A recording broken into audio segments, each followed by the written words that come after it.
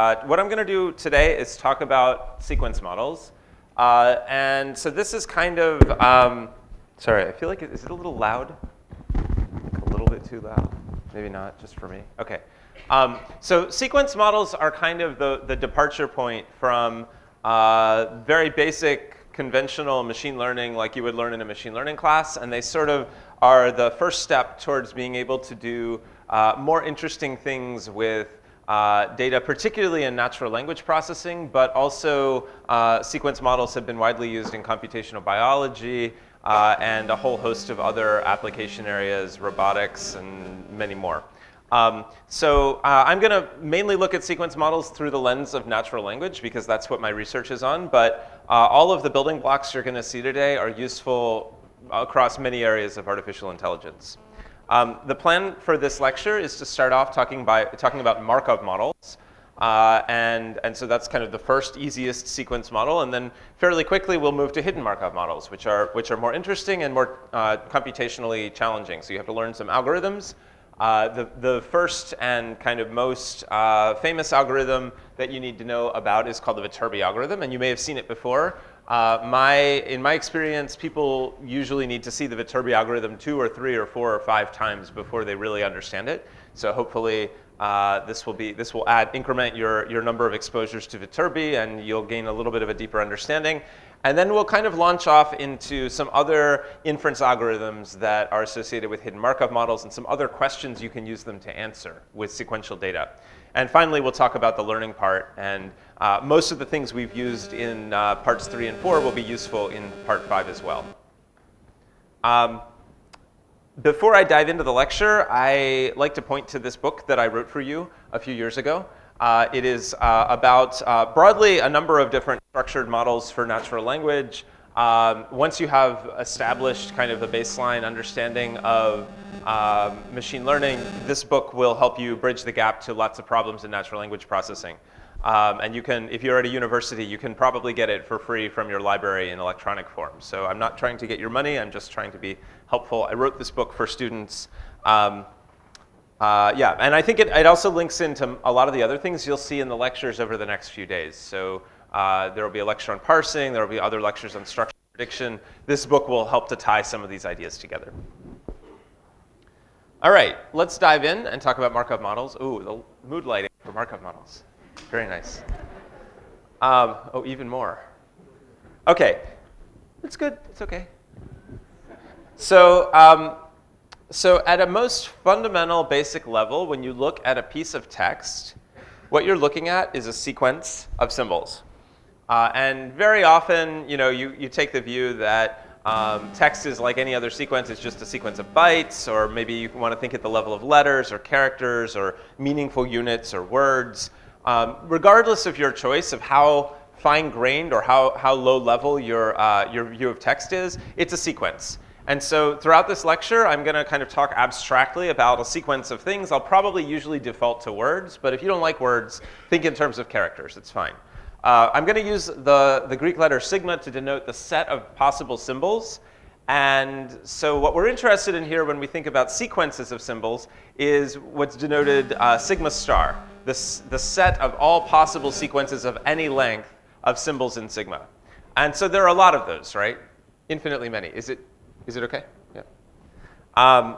So there's infinitely many of these things. And so what I want to start getting you thinking about is the idea that we can define, nonetheless, despite the fact that there are infinitely many sequences over sigma, we can define probability distributions over them. And so today we're really going to be in the mindset of probability distributions. So trigger all of those neurons that have to do with probability because you're going to need them for this lecture. So already, based on I think what you saw yesterday, I can give you a pop quiz and ask you a question. I just told you we're going to define probability distributions over our sequential data. Are we thinking like generative machine learning people, or are we thinking like discriminative machine learning people? I heard a couple people shout out. So who says generative? Who says discriminative? All right, you're almost all right. So generative modeling is, I like to think of it as it's sort of like you're telling a story, you're telling a myth about your data. You don't really believe it, right? Like we don't really, most of us probably in this room don't believe the stories literally that we tell about like Christmas time and Santa Claus coming to your house and magical elves giving you gifts. We don't literally believe it. It just explains the data, right? It explains the evidence. And so what we're interested in when we do generative modeling is we're interested in telling a story about our data. And it's really important when you do this that you recognize you may not actually literally believe the story. It's just really useful to do. So today we're going to be almost entirely in generative mode. There are some connections to discriminative models. So once you understand the hidden Markov model, you can start thinking about it in a more discriminative way. So when I think about discriminative models, I think about Harry Potter and the sorting hat. Right? You put the hat on and it tells you which house you're supposed to go to. Right? We can train hidden Markov models to be discriminative. That's not today. Today we're going to be entirely generative. We're telling stories about our data. Okay, so mythical stories, not necessarily true, often very simplistic, often far too simplistic, often annoyingly simplistic, but nonetheless useful. Okay, so we want probability distributions over the set of all sequences of any length. Here are a couple simple things we could do that are clearly wrong, but let's get them out of the way. I like to point out the obvious things that are wrong and make sure we understand why they're wrong or why they're not going to work. So one of them is to say, the problem with infinitely many sequences is that we have finite probability. We have to divide it up over infinitely many things. That's going to be a challenge.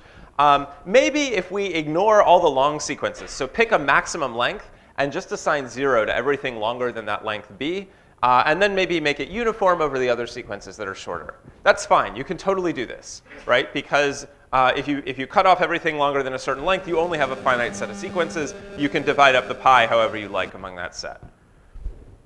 Not very interesting, right? This isn't going to work very well if we just happen to see a sequence that's length b plus 3. We're not going to have anything to say. Our model is going to, I don't know, essentially freak out and say, no, I can't assign this probability. And that's kind of not what we want, right? That would be sort of the worst thing that could happen with a generative model, is it would see some real data and be unable to say anything about it.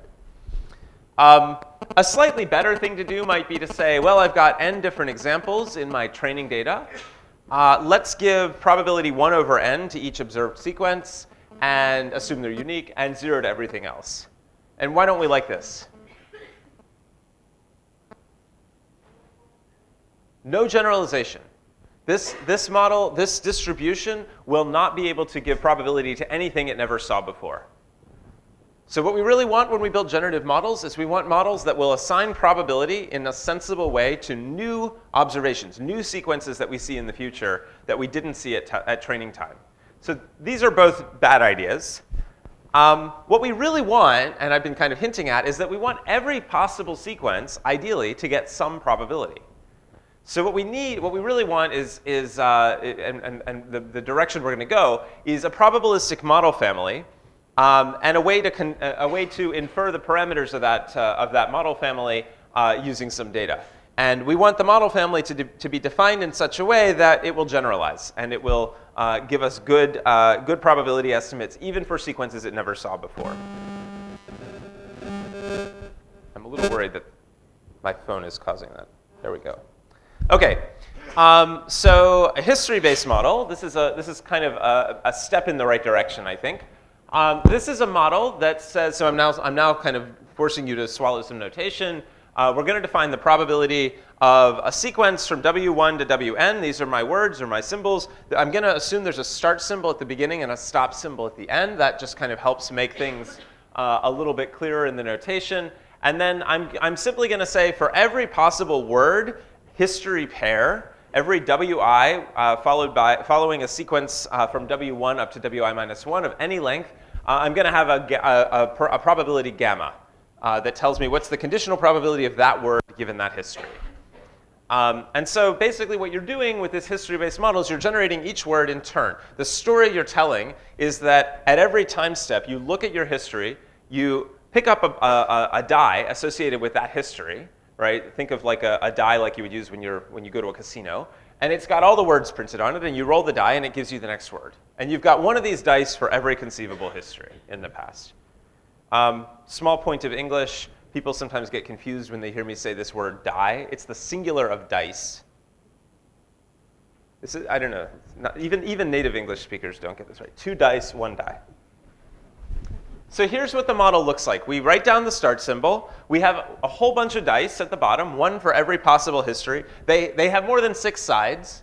They have as many sides as there are words in the vocabulary, right? Size of sigma. And what happens is I start by picking up the start history that just says the only thing I've seen so far is the start symbol. I pick it up, I roll it, and I get a word like I. And then I pick up the die for the start I history. I roll it and I get the word want.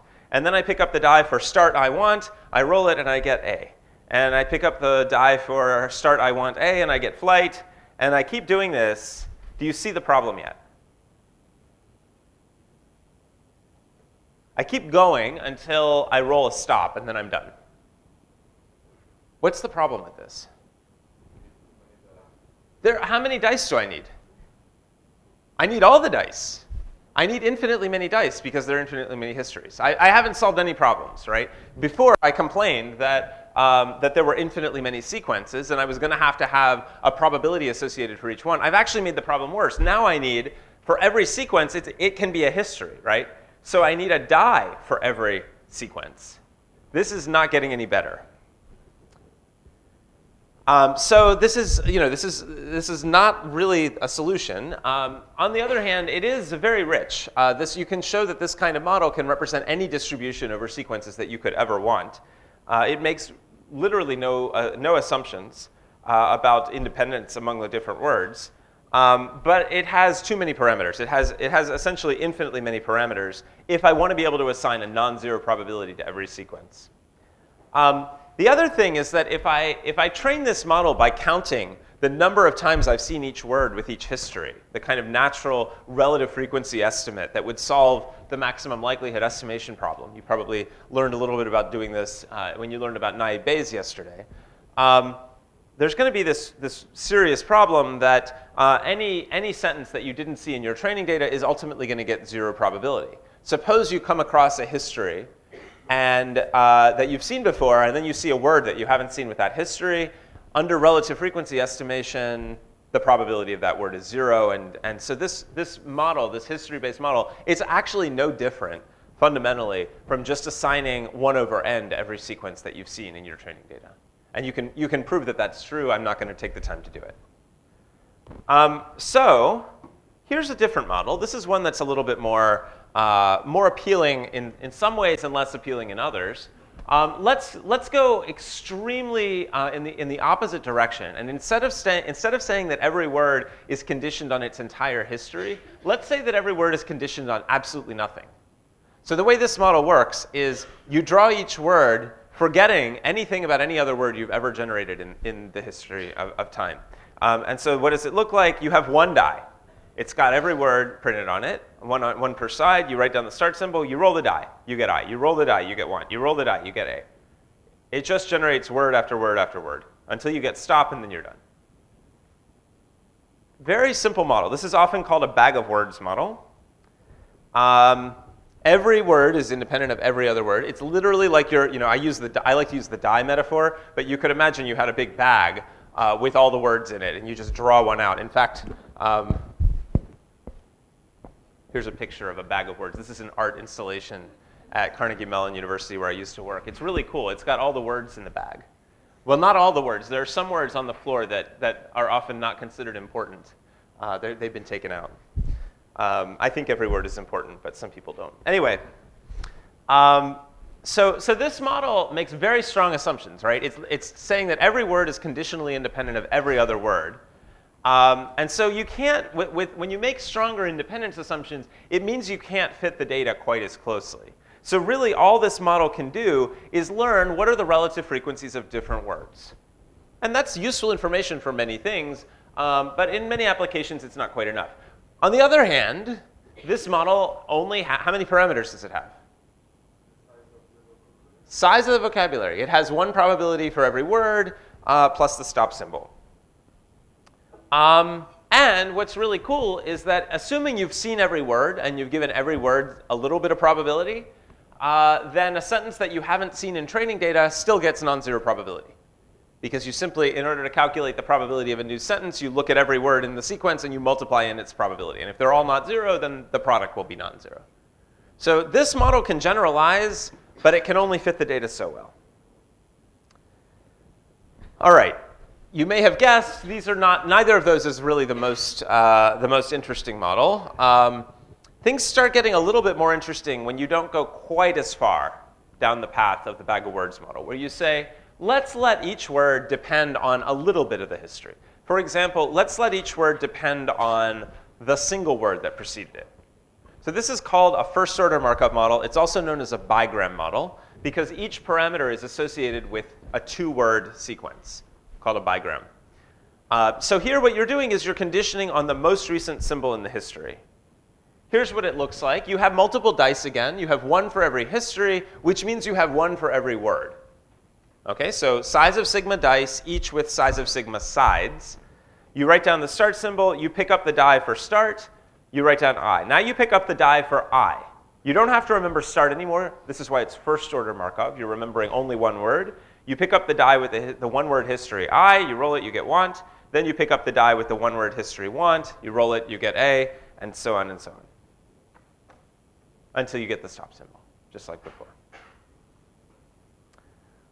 So this model is interesting, I think. Far more interesting than the ones we've talked about because it does make independence assumptions, but they're weaker than the independence assumptions we made with the bag of words model. Each word is conditionally independent of its entire history, conditioned on the one most recent word. How many parameters does it have?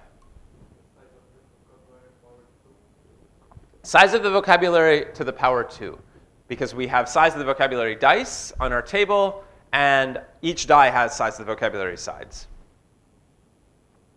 What does it do with sentences not seen in training? How well does this model generalize? So it can assign non-zero probability to sentences that it hasn't seen in training, but it won't necessarily assign non-zero probability to all of them. In order to get non-zero probability for a sentence, every element in this product has to be non-zero, which means you have to have seen every two-word sequence in your training data.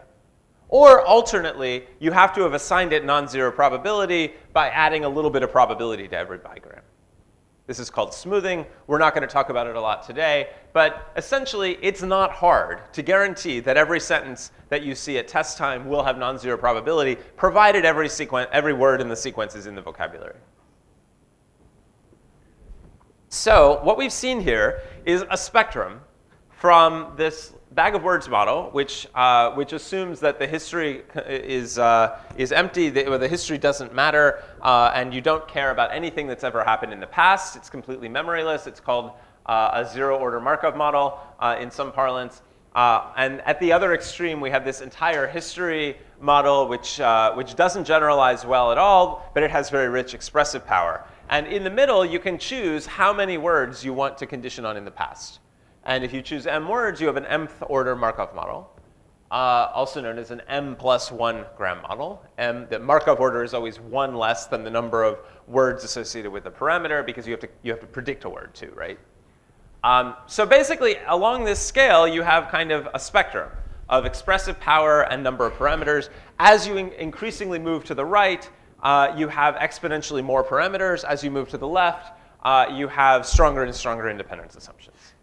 And so there was a time when these kinds of Markov models or n-gram models were really, really widely used in natural language processing and speech processing and pretty much any time people wanted to model sequential data. Now we include them in the curriculum mainly for pedagogical reasons because they're a stepping stone to understanding other things. But the big choice you had to make based on the amount of data you had was how long was your Markov order going to be? When I started in the field, people said, oh, trigram models are just great. History of two words, fantastic, excellent performance. And that was true with the amount of data we had at the time. By the time these guys were going out of fashion and being replaced by neural language models, people were very widely using 5-gram models where you conditioned on history of 4 words. And the reason that change happened was that there was so much more data available, right? And so basically, you should have a really good appreciation of this trade-off. You're going to see it again and again and again if you continue to study machine learning. As you get more data, you can move toward more expressive models that can do more powerful things, and you run the risk of overfitting to your training data, which is why you need a lot of data before you move out here. As you move this way, you're safer, but your model is not as powerful, and it probably won't be able to generalize as well. And so this tension, it has a million names. Bias variance trade-off is one of them. There's a whole bunch of others. But Markov models illustrate it in such a beautiful way. It's very intuitive to think about how much history you're able to look at to predict the next word someone's going to say. I always like to show some examples. These are old. The amount of data here is kind of embarrassingly small. I don't think I've changed these slides in 10 years. But you know what? You could train a Markov model this afternoon on this data or even more data, and you'd probably see similar effects. So here's a unigram model, also known as a bag of words model, history of 0, estimated on about 3 million words of American political blogs, probably from 2008 or so not too depressing. And this is kind of what you see. The words look like American political discussions about 10 years ago. But none of it makes any sense, right? No word really seems connected to anything that came before. This is we call it word salad, right? And how did I generate this? I estimated a model, and then I sampled from it. I literally simulated with code, picking up the dice over and over, or the one die over and over again, and rolling it independently each time. So this is kind of what you'd expect. If we switch to a bigram model, we start getting things that are a little bit more, the lack of the Senator McCain hadn't kept this story backwards while showering praise of the kind of GOP weakness. Like, it doesn't make sense, but locally, each pair of words kind of often fits, right? If you were half asleep, you might mistake this for English. Here's a trigram model. As I can pin them all, none of them want to bet that any of them might be conservatism unleashed into the privacy rule book, and when told about Whitpaul, like, it's starting to be okay. It doesn't mean anything. If I go up to a 5-gram model on this data, he realizes fully how shallow and insincere conservative behavior has been. He realizes that there is little way to change the situation. A reporter could have said that. Maybe. Maybe a blogger could have said that. We're starting to get to the point where the model is memorizing the data, and it probably has seen most of these 5 grams about once, right? Maybe twice. And so once it kind of gets going, it's sort of spitting back data that it's already seen. If I go just for fun, if I go all the way to a 100-gram model, I very quickly get quotes directly from the data. It's just plagiarizing, right? All this model can really do is spew back sentences that it's seen before. And I think this is actually a direct quote from some blog. Don't read it. It's American politics is depressing. Okay, so again, sometimes we call these Markov models. Often they're called n-gram models. They mean essentially the same thing. There are pros and cons. I want to kind of sum up before we move on. On the pro side, these are very easy to understand. I've been able to teach them to you in about 20 minutes. As a linguistic formalism, they make very clear claims that words are generated without paying too much attention to the past, and only a finite history matters. They're fully generative. They tell a beautiful story about the data, very simple story. We'll come back to the algorithms in a minute. They're all quite simple, but I'll double check and make sure you understand them. So very appealing in some ways. On the other hand, these models are obviously wrong. I mean, you would be offended if I told you I actually believed this is how you generate language. Right? I don't think anybody believes this is how language is actually generated. And in fact, when people first started talking about these models back in the 50s and 60s, the linguistics community was like, this is laughable, right? Chomsky very famously said that the notion of the probability of a sentence is completely insane, or not insane. He said it was useless. It's clearly not useless, but it's clearly wrong. This is not how people generate language. When we say things, there's meaning behind them, right? We don't just randomly pick words conditioned on what we said, unless we're very tired, maybe. As the length of your history grows, as your Markov order grows, I should have put M here, not N. Data sparseness becomes a problem. So I haven't used this term before, but this is essentially the problem that most of the n-grams you want to estimate a probability for, you will not have seen unless you have extremely large amounts of data. And as n gets longer, the number of distinct n-grams you're actually going to have observed is going to be vanishingly small. And so a lot of work has to go into making sure, if you really want this model to assign non-zero probability to everything, a ton of work ends up going into smoothing out the model to make sure that you're not relying purely on the counts. And this problem of smoothing, there was a time when we could have spent an entire 3-hour lecture on how to smooth a language model. We don't do this so much anymore, but you can appreciate that it was challenging to keep a model that was mathematically well-founded and also worked well because of this smoothing issue. There's another whole problem here that we didn't get into and also deserves a fair bit of time, which is what if you didn't know your vocabulary when you got started? It's kind of an unrealistic assumption to believe that you're going to know sigma before you even start doing anything with your model. There are almost always going to be new words that you see at test time that you didn't see in your training data. I haven't told you how to handle that problem. N-gram models don't offer particularly elegant solutions for this problem. OK, so here are the 3 things I want to make sure you understand how to do because they're going to come back as themes. The first one is calculating the probability of a sequence. So how do you calculate? Suppose I give you a sequence and I give you an n-gram model.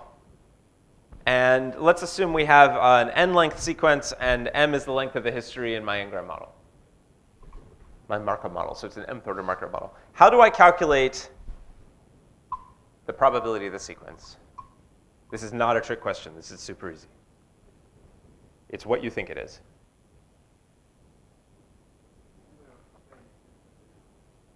Similar to yesterday. I wasn't here yesterday, so talk me through it.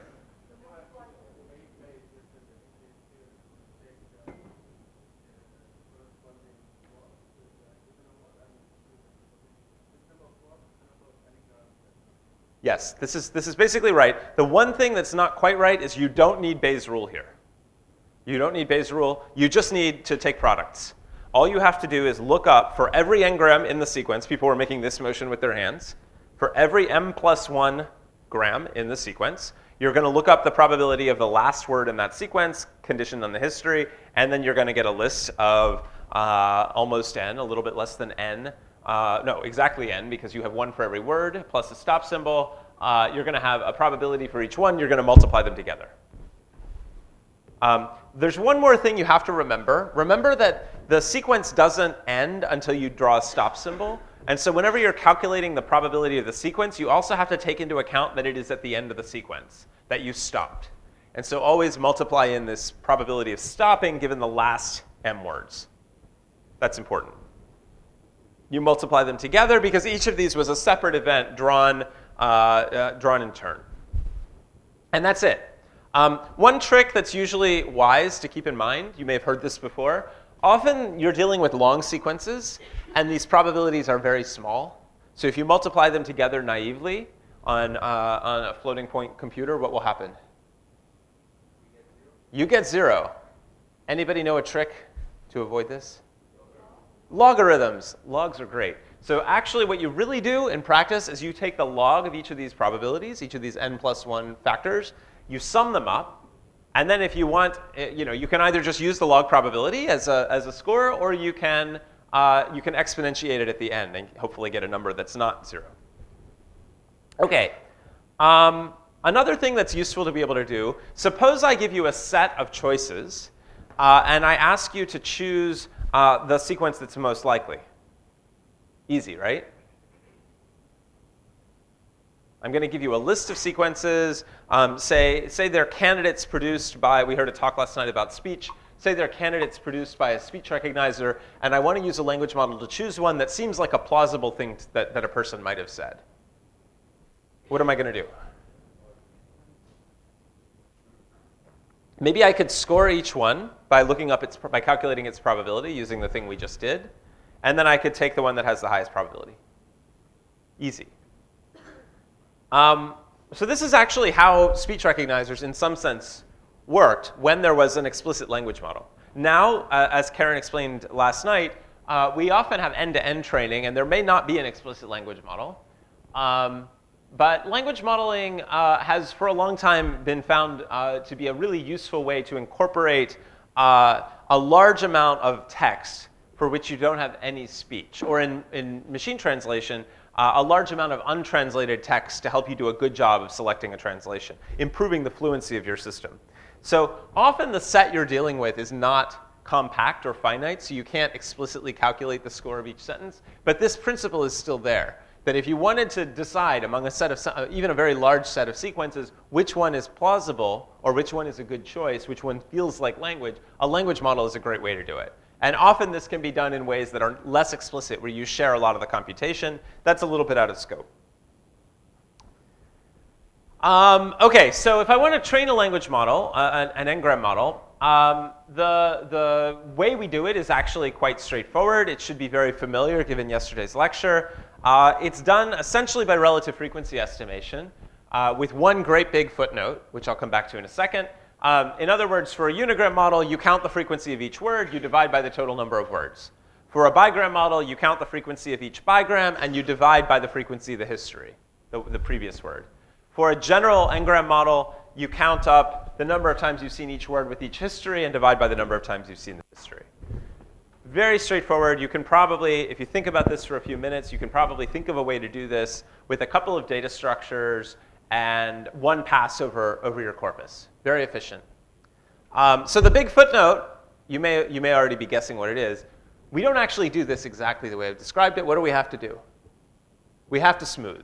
So in practice, if you're going to really build a language model and you really want it to generalize to new data, you're going to smooth these distributions. And that, again, could be a very long topic, but I'm not going to go into it today. OK, so what's going on with language modeling today? There's been a general trend, as I hinted before, towards more and more and more data, getting as much data as you possibly can into your n-gram model. There's been a lot of work on building architectures to estimate language models very efficiently in a distributed way, or store them using compression techniques to store all those many probabilities. The big turn in the past 8 to 10 years has been towards neural language models, where basically a lot of the things I told you get replaced by a different representation. So instead of thinking about words as distinct sides of dice, we think about words as points in a high-dimensional space, and we use recurrent functions to define the probabilities. What we effectively get with these neural language models, particularly when we use recurrent neural networks, is we don't have this should be M. I can't believe I'm still finding mistakes in these slides.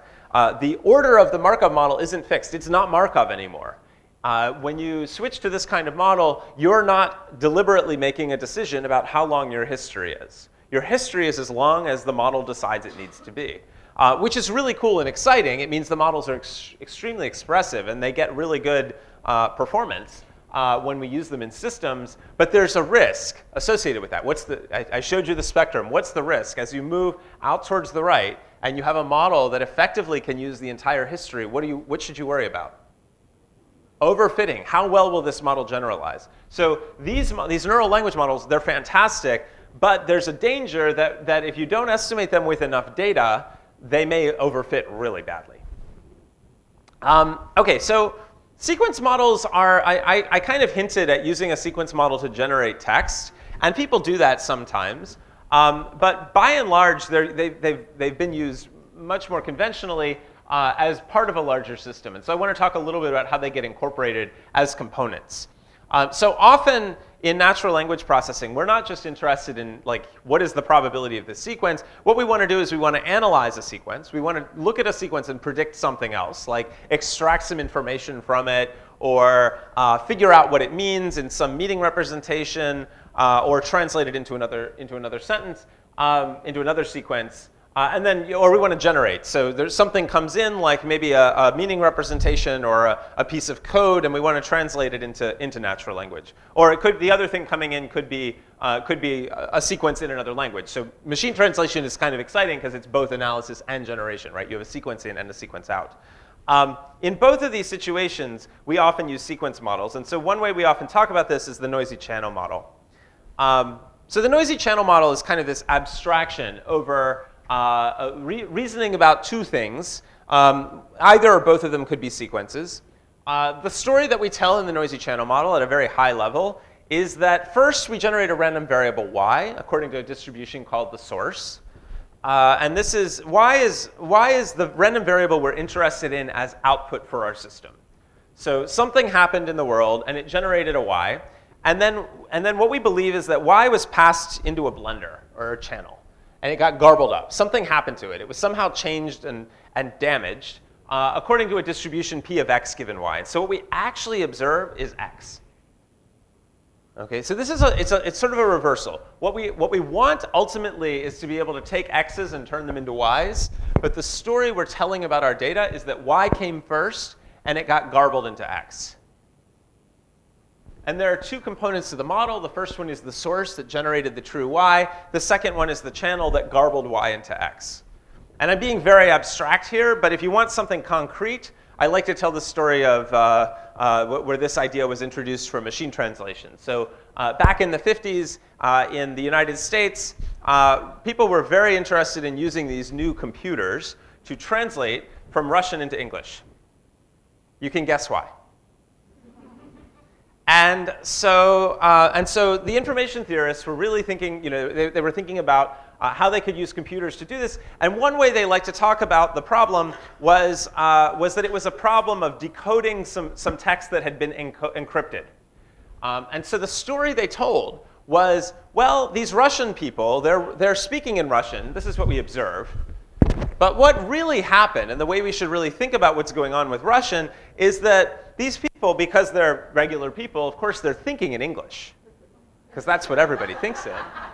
And so the source model, they didn't believe it, right? They didn't really believe it. It's just a useful story. The source model generated some English, and then it got garbled through this Russian speaking apparatus, and it came out as Russian. And now our job is to decode it back into English. It's really elegant. You can use this same story for speech processing, for speech recognition. So of course, in your head, you're thinking in these beautiful Platonic words, like they're written on a page. And what comes out are these weird acoustic things, these these changes in the airstream. And so what we have to do is take the mic, through the microphone, we get the waveform, and then we change it into a spectrogram, kind of like Karen talked about yesterday, and we want to recover back to the true words that were originally in the person's mind. Really elegant.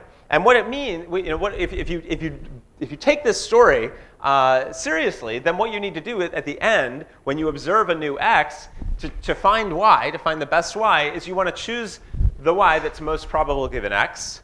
You can't do that, because your model doesn't give you y given x. It only gives you p of y and p of x given y. But this is where we use Bayes' rule. You can replace p of y given x with the product channel model, source model. There's also a denominator, but it's a constant, so you can ignore it. And so what you're doing when you decode is you're trying to find a y that maximizes both together, the channel model and the source model. So sequence models have been used pretty extensively as the source. So I talked about speech recognition and machine translation. You can also imagine that this is a regular language model, and then what happens here is the words get printed onto a page, and all kinds of fuzz and black spots and other things happen. So if you wanted to do optical character recognition, you could use the noisy channel model. Or in your head, the words are all spelled perfectly, but when you type them, they come out with some spelling errors. And so you can try and decode back and come up with better, more clean text. There was kind of a very fashionable industry in the 90s and early 2000s of using the noisy channel model to clean up text and get it into a nice electronic form. But you can also think of the sequence model as a channel. So you can think about text classification or language ID, where the label came first, and then the label got garbled through a channel, and out came some language. So first we decided we're going to write Portuguese, and then given that, the channel translated that choice into a set of words that look like Portuguese. So when you learned about naive Bayes, little did you know, you were actually learning about one kind of noisy channel model, where you have the class distribution as the source and the feature distributions as the channel. And there are many other instances of this. I could talk all day about the noisy channel model. What's actually popular today is something pretty different, where we just directly model p of y given x. Okay, forget about the channel, forget about Bayes' rule. We simply observe the input. We don't define a model over it. We do have a distribution over outputs given inputs, and our goal is to find the most likely y given x. And so this usually ends up turning into a search problem. This is how a lot of recent work on dialogue and machine translation and other text generation models tends to look. And I think, I'm not going to take a position on one being better than the other, but you should see the kind of duality and the relationship between the two. And when you see a model like this, you should recognize there was a choice made here. The one thing I will say about the noisy channel that's really nice is that for all these models, when you build your source model, when you build your usually language model, you can use a whole lot of unlabeled text to do that. So you get this benefit of using a lot of data that isn't necessarily tied to the end task. That's kind of attractive. I've always thought that was the best feature of these kinds of noisy channel models. Anyway, OK. So we could stop here. I could say, if it were 10 years ago, if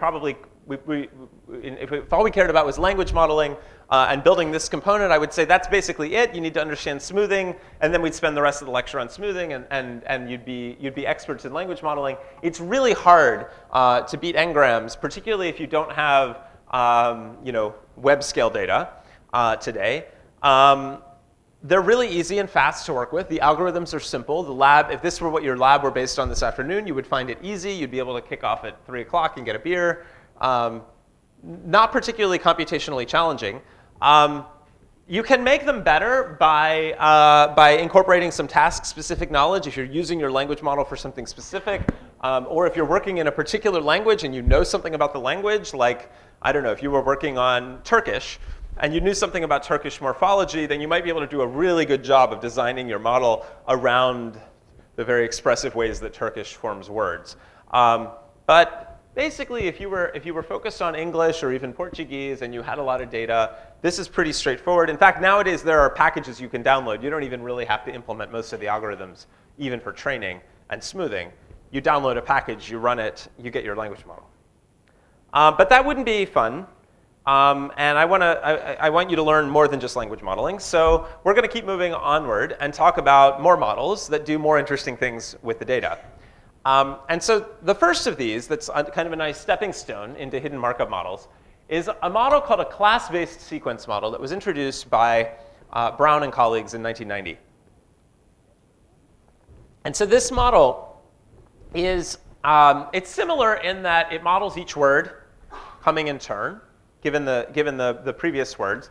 But all the information about the past is encapsulated in one kind of low-dimensional piece of information, which we call the word class. So the idea is that we believe that words are not all unique. Many words group together and behave in the same way.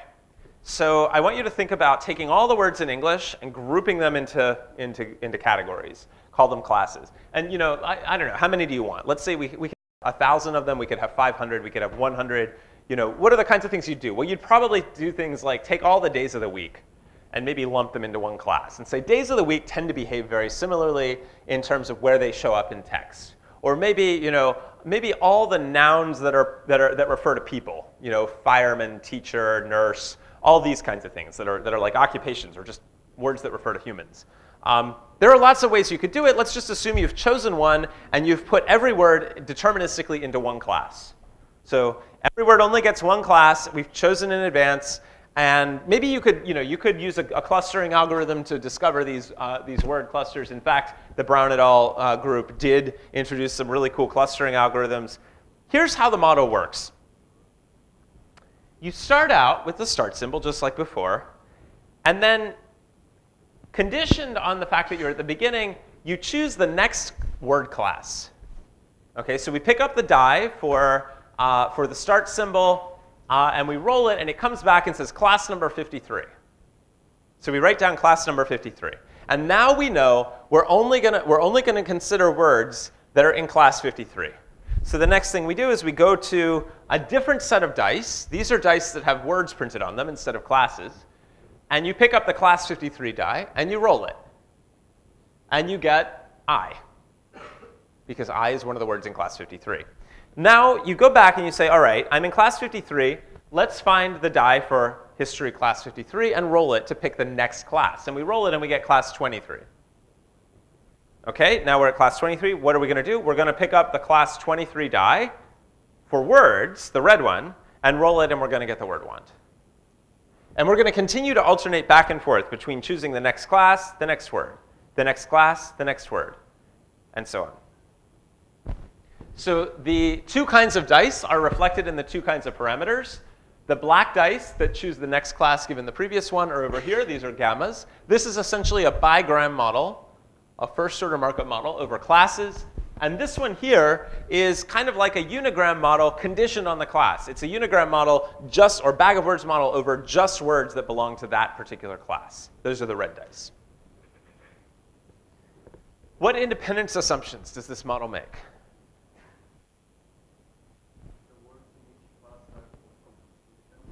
The words, I would say it a little differently. I would say each word is independent of everything else given its class, and each class has a Markov dependency. So each class only depends on its preceding class given the entire history, right? So where there's kind of two pieces, right? One is that the words only consider the class, and the other is that the class only considers the previous class. Number of parameters. We have black dice and we have red dice. Let's talk about the black dice. How many parameters in the black dice, or the gammas? Number of classes squared, because we have one die for each class, and each one has all the classes written on it. Okay, number of classes squared. Let's just note that's a lot less than the number of words squared, right? Number of words, you should be thinking numbers like 10,000, 100,000. Number of classes, you should be thinking numbers like 100 or 1,000. Far smaller model. But then what about the red die, the red dice? We have one for each class, but every word is in only one class, which means we only have one probability for every word in the vocabulary associated with its particular class. So there's only size of sigma parameters to the eta part of the model, because most dice can't generate most words. That's kind of cool, right? We now have one parameter per word plus number of classes squared. And under any reasonable assumptions about numbers of classes, this is going to be far smaller than a bigram model. It'll be bigger than a unigram model, which would only have the first part, but it'll be much smaller than a bigram model. How well does it generalize? I'll put forward that it generalizes pretty well, or we wouldn't still be talking about the Brown 1990 paper. Its performance in any realistic setting is going to depend a lot on how you choose the clusters and the quality of the clusters. But in general, this model can do a pretty good job as long as the bigram distribution over classes is smoothed and any class can follow any other class. It will be able to assign non-zero probability to anything that you see, as long as leaving aside the unknown word problem. Okay, so that's the class-based sequence model, and that's kind of a first step towards the next big topic, hidden Markov models. So before I dive into this, how many people have already learned about hidden Markov models? And how many of you feel confident and want to teach instead of me? Okay, good. I'm glad I'm here. All right. Hidden Markov models. So hopefully after this lecture, you'll be more excited to teach hidden Markov models. So hidden Markov models are sequences over symbols, just like the language models we've seen, just like the Markov models. But the reason we call them hidden Markov models is that there's a piece of hidden or missing information associated with each symbol. We call this piece of information its state. And so let's assume we have a finite set of states. I like to use lambda for the set of states. The probability of a sequence of words together with their states. So notice that I've got a start and a stop. I've got W1 through Wn, but I've also got S1 through Sn. So every word has an associated state. The joint probability of the sequence of states and words together is given by this formula. And I want you to notice this looks an awful lot like the model we just saw. We have an eta, which gives me the probability of a word given a state, same state, both at position I, and we have a gamma, giving me a bigram probability of the next state given the previous one for every time step. Okay, very, very similar. This model, remember that it gives you a joint distribution. It's still a generative model over the observable symbols, the words, and their hidden classes or states up above. So here's the story, and it looks really similar to what we saw. We start out by generating, we write the start symbol, we sample from the black die associated with the start symbol, we get 53. We go to the die for 53 and we roll it, and we get a word, I. And here's the one difference from the class-based language model. The only change is that now the different dice can share the words. Every word could be on every die. And so when you see a word just sitting there, out there somewhere in your text corpus, you do not know which class it's associated with. You don't know the state. You can only reason about it given the context it occurs in. So this is a subtle difference, but it means a huge difference for all the algorithms we're going to need for this model.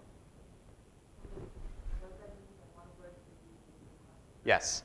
Yeah. So that's why I don't like to call them classes anymore. I like to call them states. Right? What state were we in when we generated this word? It could have been any of them, potentially. OK, then we go back to the black dice. We generate the next state, maybe 23. We generate a word given its distribution over, given state 23's distribution over words. We generate the next class. This is just like the Ngram model, the class-based Ngram model. We alternate between transition into a new state, emit a symbol from that state. Transition into a new state, emit a symbol from that state. There's a slightly different way you could tell this story, and it would be mathematically equivalent. First, you generate a sequence of states by walking among them using the black dice until you get to the stop state. And then you go back and you consider each state in turn, and you roll its corresponding red die and generate a word and replace it with its word. And what you see after this process is done, when you look at the data, you just see the words. The states are missing. They're not there. They're not assumed to be part of the data.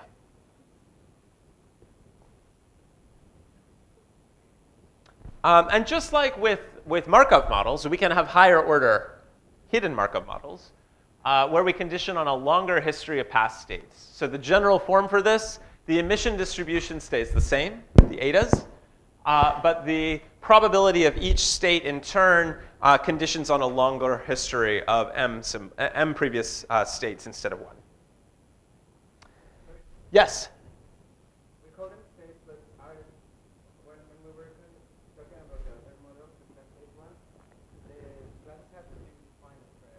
Yeah. So here the states are really only defined within the model. Yeah. Now there's kind of a halfway point, right, where you say, well, I want this state to mean something in particular, and it can only generate certain words. And so if you were interested in designing your model or customizing your model to have particular properties, you could say, this is a special state, and it only generates these 10 words. And that would be fine. It's a very reasonable thing to do. You can zero out the probabilities of other words from that state. But in their general default form, you don't make these assumptions in hidden Markov models. The states emerge from the data. Yeah, so the model is able to recognize the states by itself. The model is able to recognize the states by itself. Well, it depends how you train the model. Yeah. We'll come back to training toward the end. How many parameters does this model have? Let's start with the easy one. Let's start with the emission probabilities, words given state. Without making any assumptions or incorporating any special structure into the model, how many etas? Number of states, because you have 1 die per state, times number of words, because potentially every word can come from every state. Okay, so that's better than a bigram model, because the number of states is usually smaller than the number of words, but it's considerably more than a unigram model, which only had 1 parameter per word. And then for the transition probabilities, when we have an mth order hidden Markov model, this is basically like an mth order Markov model on states. So it's like an m plus 1 gram model on states. So it's number of states raised to the power m plus 1. So one thing you should notice is that just like with Markov models, as you increase the length of the history, the number of parameters goes up exponentially. Same thing here, but the base of the exponential is the number of states, not the number of words. So in many ways, this is more attractive. And people have found that you can build hidden Markov models with longer histories if you have fewer states. Right, so now you've got kind of you've got the one spectrum that tells you how long is your history, but you've got another choice to make, which is how many states are you going to have in your model. As you have more states, your model becomes more expressive, but you've got more parameters. Another choice. So the benefit of keeping track of a longer history is that you have more memory, and you can condition what happens in the future on more of the past. But for today's purposes, I'm going to stick with the first order hidden Markov model, where we only condition each state on one preceding state. OK, HMMs, I'm going to do a whirlwind tour of some uses of HMMs, because they've been very widely used in NLP. They've also, I'll just point out, they've been used extensively in computational biology to model genomic data and other biological sequences. They used to be central to speech recognition for 20 or 30 years. They were a core part of speech recognition. That's been changed with the advent of the use of neural networks in speech. In NLP, there's still a fundamental building block, although I think every one of these models has now been updated to use something more powerful. And HMM is kind of a nice, quick and dirty starting point if you're tackling a new data set or a new problem. So the first one, a very classic one, and one of the earliest, was to use HMMs to do part-of-speech tagging. So here the idea in part-of-speech tagging is that every word in a sentence is associated with some grammatical class. Many words are ambiguous. For example, the word broke. In this sentence, it's an adjective. It means that Francis has no money. But it can also be a verb. And in some contexts, you should tag it as a verb. So if the next sentence was, Frances was very angry, so she broke a vase, it would definitely be a verb. The word bills also can be a verb in certain settings. This is actually pretty widespread, that words have more than one, can take on more than one part of speech. When you do part of speech tagging, I always like to point out, it's not like God didn't come down from a mountain and hand us the guide to part of speech tags. They've been invented by linguists to explain the syntax of natural language, and different theories will give you different sets of part of speech, and different conventions exist in different data sets. So for example, here we use a different part of speech tag for Francis, which is a proper noun, from the word bills, which is a common noun that is plural. And paying and was are two different verbs that get two different tags because they have different morphological inflections. In some settings, these would just be verb, and they wouldn't be more fine-grained. How fine-grained and how linguistically rich your tags are, that's a matter of choice and a matter of data set. And different people make different choices at different times. Nonetheless, if you have data that is tagged with parts of speech, you can go and estimate your hidden Markov model by counting the transitions among the parts of speech. Treat those as your hidden states, and the emissions of each word from each part of speech tag. And so a very, very simple baseline for part of speech tagging is to let parts of speech be states in your hidden Markov model. Very straightforward thing to do. Another slightly more interesting sequence problem that can be solved with HMMs is named entity recognition. So here I have a sentence in English, and in colors I've annotated three different things that refer to real entities in the world. One of them is a person, one of them is a place, one of them, Atlantis, I guess, is a space shuttle. So one of the ways that you can use, at first glance, when you look at this, you go, OK, this could be, maybe you could solve this with the sequence labeling problem, but there's this one thing, which is that the interesting things I want to label, they're not words. They could be multi-word units, right? So somehow I want to have Commander Chris Ferguson all be together. And I don't just want to label each word individually and say, this is a name, this is a name, this is a name. It's not three people, Commander Chris and Ferguson. It's one person. And so there's this trick you can use, which is to encode a little bit more information in the labels, in the states associated with each word. It's called BIO tagging. And what you do is you label, so first, any word that's not part of a named entity is just labeled O for outside. And then for any named entity, you label the first word with a B, meaning beginning of the named entity, together with its type. So Commander gets B person because it's the beginning of a person mentioned. And then every other word that's inside that same named entity is labeled with an I and then the label. So this BII means here's a 3-word named entity, and person means it's a person. And then we have B space shuttle, that's a 1-word entity, and then B place, I place for Kennedy Space Center. Okay, so if you had data that people had labeled in this way, you could estimate the probabilities, probably want to smooth them out a little bit, and you could get a relatively simple and cheap named entity recognizer using a hidden Markov model. Why is this hard? Why isn't this trivially easy? Why can't we just look up, I don't know, Kennedy Space Center and know that it's a... Any thoughts? I guarantee you this problem is not as easy as it looks. First of all, is Kennedy always a place? Kennedy was a person. There's a reason, we have this thing, we do this thing in human societies where we name things after other things that are different types. And it makes everything really confusing, right? Kennedy was a person. And then they named a place, they named this Kennedy Space Center after him. We do this all the time, right? Washington, the state I live in, is named after a person. We also name people after places. Probably Washington was a town before it was a person. And then the guy got the name after the town, and then they named other places after him. It's like a hidden Markov model over naming things. Atlantis it's a fictional place, and then they named a space shuttle after it. Very confusing for models that don't know about the world and don't know this fact that we name things after other things, right? How did you know Kennedy Space Center was a place? I mean, some of you had heard of it, but if you hadn't heard of it, from this sentence, how would you guess that it was a place? Yeah, the word center at the end kind of signals that it's a thing, and the fact that you can be at it. Like, it's hard to be at John F. Kennedy, unless it's the airport. But like, you can't be at John F. Kennedy, the person. That doesn't mean anything, right? OK, so this is a hard problem. You can use HMMs as a starting point.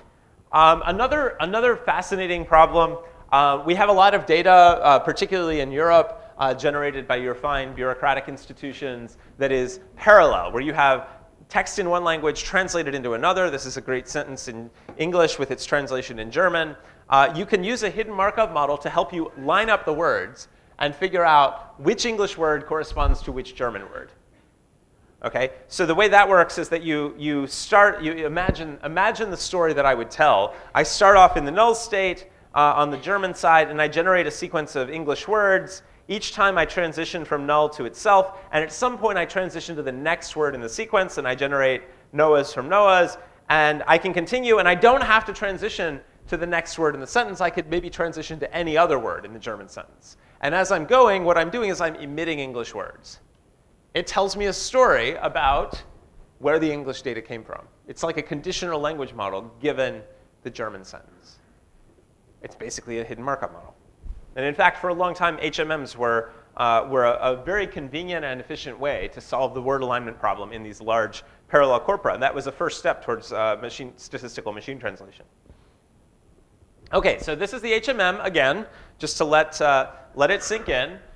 We define a joint distribution over a sequence of words together with their states. The states can mean different things depending on the application. We just saw examples where the states were part of speech tags. Another example where the states were labels for named entity recognition. And a third example where the states were words in another language in a parallel sentence. And then, so we define a distribution over each word given each state.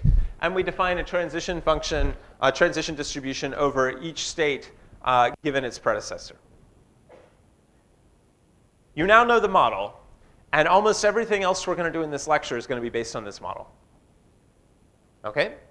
Now, the most important, so basically from here on, we're learning algorithms. Okay, I've told you the story. We don't believe it. In none of those examples do we believe that the hidden Markov model is really where the data came from. But it's I will continue to argue it's a useful story. And so given that we're going to just sort of accept the story, suspend our disbelief, and make use of it and go forward, we're going to talk about what we can do with this model. And there's a whole range of interesting things we can do. If you really like algorithms, get ready. This is going to be fun. Here's the sequence of algorithms I'm going to cover. The first one is going to be, I think we take the coffee break after the first one, just to signpost and make sure you're not falling asleep. We're going to start out by assuming that we get an HMM that's already been trained. It's already been estimated. All the probabilities are known. and we get a sequence, and we want to answer some questions about the sequence. When I say we get a sequence, I mean we get a sequence of the words. And we're going to answer questions about the states. After we talk about all of these different things you can do given the HMM, we're going to talk about learning the parameters of the HMM given either states and sequences or just sequences, assuming we have time. So the first of these problems is, what is the most probable state sequence given the word sequence? So we're given an HMM. We're given the gammas and the etas. That's all you need to define the HMM. And we're given a symbol sequence, W. And what we want to do is find the S, the state sequence, bold S, so it's a sequence, that's most probable given the words and the parameters of the HMM. If you were a statistician, the words you would use to describe this are maximum a posteriori inference. You're trying to find the most probable state sequence in posterior, given the words. If you are more of a computational person, you're going to squint your eyes and look at this and say, OK, I'm looking for a discrete sequence of states that all depend on each other in some sense. And so this is going to be a combinatorial optimization problem. And so you should pretty immediately be able to see that there are going to be a lot of possible state sequences, especially if our model is very smooth. Right? If it allows every word to go with every state, then we're going to have a very large number. This is one of my favorite part of speech tagging examples. Every word in this sentence, almost every word in this sentence, could have some different part of speech depending on context. It's kind of contrived. I don't think it's a real. It might be a real sentence. I actually can't remember if I made this one up or I found it in the data. But many of the words have 4 or 5 possible parts of speech depending on the context they occur in. So if you count up the number of parts of speech that are attested just in the training data, you get about 4,000 possible state sequences. Okay, 4,000 is not so bad. You could probably enumerate these and calculate the score of each one. That wouldn't be completely crazy. But if this sentence were 5 times as long, and it's not unusual to see very long sentences in some data, then it would quickly become intractable. And so what we want to do is find an algorithm that can find the best sequence of labels to make a choice for every word, which state, under our hidden Markov model assumptions in an efficient amount of time. OK, you're excited about this. You don't want to enumerate all the sequences. You're with me on this? OK. So it would be correct, right? We all agree. It would be correct to do that, but it would not be efficient. So here's another alternative that people are often tempted to consider. And I have some sympathy for it because it's easy. But we'll see. Here's what it is. So you start at the left, and you look at the word, and you look at the state, and you multiply together the probability of each possible next state given the previous state times the probability of the word given that candidate. And you consider each of the candidates, and you pick the one that's the most probable. And then you move on. Very tempting. Feels right. Why is it wrong?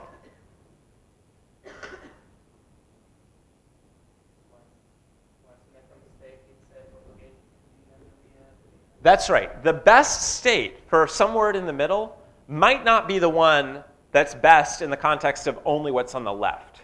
There might be something that happens later on that you haven't considered that would lead you to change your mind about this state, and you can't undo it. There is no guarantee that this silly, greedy algorithm will give you the best. I told you, I don't just want any state sequence. I want the best state sequence. I'm going to be a snob. Only the finest. Only the most probable. So this may not give me argmax S P of S given W. It may give me something else. It's fast, so it's tempting. And in fact, I will openly admit, we have occasionally used an algorithm like this when we wanted something fast, and we were willing to suffer some search errors in order to be fast. However, it's not correct, and in this lecture, we want to be correct. And we should appreciate what we're giving up when we make a choice like that.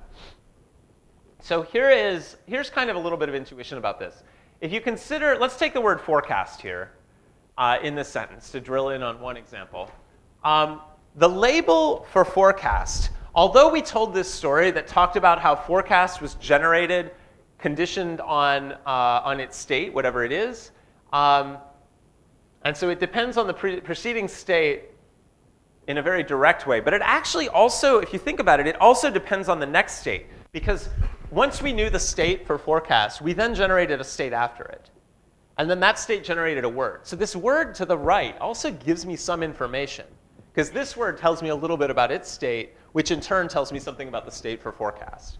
So what we need to get into is this idea that even though the probabilities work left to right, the dependencies actually are bidirectional. Each state depends on its neighbors to the left and the right. So, but the interesting thing is that if we had the adjacent labels, the labels immediately to the left and the right, the others would not matter because of the Markov assumption, right? Each state depends only on its preceding and following state. So what I've done here is I've sort of imagined that depending on what the preceding state was for the word present, there are different choices. If that was the only information we had, we would make some different choices. So, for example, if present was definitely an adjective, then probably what comes after adjectives in English? Nouns, very commonly. So we'd be much more likely to choose a noun for forecast.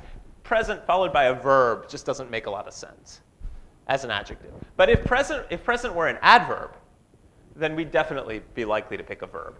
And similarly, if the word after, if is a verb, we're not very likely to pick a verb just before another verb, particularly if it's is. So we're much more likely to choose forecast to be a noun. Okay, all things equal, though, when we look up forecast in the data, we find that its most frequent tag is a past tense verb. You wouldn't necessarily know this. I'm just telling you from the data, this is what I found. So all things equal, if we didn't look at the context, we'd probably just say, oh yeah, forecast, that's probably a verb. Could be a noun, but probably a past tense verb. Somehow we have to combine all these different pieces of information. The previous tag, which we don't see and only know about through its word, the next tag, which we don't see and only know about through its word, and the current word. Somehow these have to meet some consensus, and we have to come to agreement and find some good label for this word and for every other. Okay, so it's a little bit easier because we're thinking in two directions. We're thinking about the states before and after. If we start at the end of the sequence, where we don't have to worry about anything on the right, because we know what happens to the right of the last word. We know we have a stop symbol. So let's think about the last label, and imagine that our goal was simply to pick the last label. And let's even make it easier on ourselves and imagine for a moment, suppose we knew the state at the n minus first word. Okay, so suppose it was this state here. I put in a checkbox. And now we're trying to pick a label for the last word. And we know that the stop symbol came after. And so if this was everything we had, we wouldn't care about any of the words preceding. We'd only care about that second to last state, wn, and the fact that the stop symbol comes next. And we could score every state in the column by saying, OK, there's some probability of generating stop after the state, say sigma. There's some probability of generating word n given sigma. And then there's some probability that sigma itself was generated conditioned on that preceding state, Sn minus 1. And we could consider every option, and we could just pick the one that has the highest product of these three things. OK, now this is like, I've made things too easy. It's not actually true. We don't actually have the second to last state. But the intuition that that's really all you need from the history is kind of illuminating. So here's the thing. If I knew the score of every sequence up to the n minus first state, it would be easy to choose the last state. But the only thing that I'd be paying attention to when I think about that last state would be the second to last state, Sn minus 1. Everything else about that whole sequence of decisions all the way up would be irrelevant except for the second to last state. So what I really need to know is what is the score of the one best sequence ending in each possible state at n minus 1? I really only need to know one of these values for each possible state value at n minus 1. So the way I want you to think about this is that there's this pre-calculation you do where before you think about Sn, you do this calculation and find what's the best score of every prefix of states up to n minus 1 ending in each possible n minus 1 state. Okay, assume we have those scores. Then there's one score for each possible last state of the prefix. And here's how we calculate it. Again, we have probability of stopping given that state, call it sigma. We have the probability that sigma emitted the n minus first word. This should all look familiar. And then we have to make a choice. Which of the preceding states would get me to the highest value for this possible sigma at n? I consider all sigma prime, so this is the state one before. We don't know what it is, but we have values telling us how good each one would be for the first n minus 1 symbols. So we take that score, and we also consider the probability of transitioning from that sigma prime into sigma, and we choose the one that gives us the best score. We don't care about the other ways we could get to sigma at the last word. We just care about the best one, because ultimately what we want is the highest scoring sequence of states. OK, so suppose that I had all the scores up to n minus 1. I could get the scores at n. Now you should be seeing kind of a pattern. What I'm going to do is I'm going to use the scores at n minus 2 to calculate the scores at n minus 1. And I'm going to use the scores at n minus 3 to calculate the scores at n minus 2. And it's all going to bottom out in something very, very simple. OK, so this is the recurrence. This is the score at n that I wrote out. It's very similar at every other time step. The only difference is that the stop probability shows up only at the end, because that's the only place where I stopped. At every other position, I'm considering an emission of a symbol at that position, because given the state, whatever it is, I have to have generated the word. And then I'm maximizing over the possible preceding state, sigma prime, the transition into sigma from sigma prime, and the slightly shorter prefix score of the length minus 1. At the very beginning, all I have to consider is what is the score associated with starting in the start state and then going to state sigma and generating the first word. This part's super easy. There's no recurrence anymore. It just bottoms out at the beginning. I know that I had a start symbol at the beginning. There's no max. I just have to say, how good is this state for the very beginning, ignoring everything that comes later, up to this point? What's the best label sequence that ends in this label? Well, it's only length 1, so it's just this label. Let's score it. All right, so again, I like to think about these score calculations as a big pre-calculation that I do. And so here's the first part of the Viterbi algorithm where I calculate all of these scores. I start at score 1. I calculate for every possible state, for the word at the beginning, what is this product of the emission and the transition from start.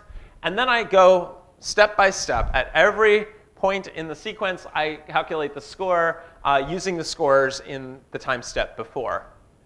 So you'll notice that at every time step, I'm calculating a vector of scores, one for every state, and it depends entirely on the vector from the previous round. And I do this all the way up to the end. And my claim is that if I follow these recurrences and I get up to score n, if I were to choose the maximum state at score n, the score that is associated with that state would be exactly the joint probability of words together with their most probable sequence. Okay, I'm going to do this very briefly. Take a deep breath. The next slide has a lot of math. Good, I heard it. I'm going to start by writing down the max that I get at the end. If I take that final score, I gave you a procedure. I told you how to calculate some scores. Take the maximum value at the very end of that. If I repeatedly plug in the formulas that I gave you and expand this out, so I start out by writing that first max, and then I plug in at each step, I'm plugging in another round of the recurrence. What I eventually get to is a max of a product of a max of a product of a max of a product. Sorry, that's the second to last line. And then what I can do, because max and product have this nice distributive property, is I can move all the maxes out to the front. And so I get a max over the sequence all the way up to here. All the sigmas. There's too many primes there to count, but one sigma for every time step. And then there's a big product of etas and gammas. And so just by using the distributive property and moving the max to the front, I end up with maximizing over all the sequences, the total score of the whole thing, which is gammas and etas. This is that joint probability I showed you earlier on, which is in fact the quantity that I wanted. I don't expect you could reproduce this, but I do want you to see the intuition that basically what I've done is I've reorganized my maxes and products from this into a sequence of max product, max product, max product, max product. For this reason, the Viterbi algorithm is often known as an instance of a max product algorithm. You're calculating a big max over a long product or a series of max product, max product, max product. If I ran Viterbi on my little example, this is more or less what I would get. There's a score for every state or part of speech tag with every word. You'll notice there are a lot of empty ones. Those are 0 because I didn't smooth my model. You'll also notice that the numbers get really tiny as you move to the right. So what trick am I going to use? Log trick. Good. You're awake. OK. Are we done? Are we ready for coffee? We're not ready for coffee because we did not get the best state sequence. I just gave you a table of numbers.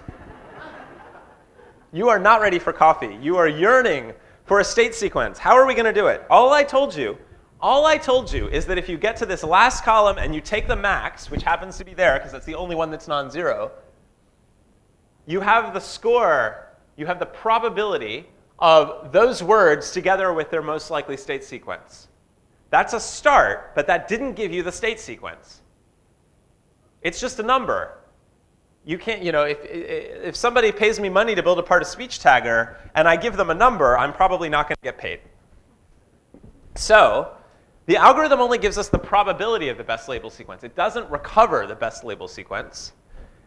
So how are we going to do it? It turns out that we're almost there. We've done most of the work, and it's not that challenging to get there.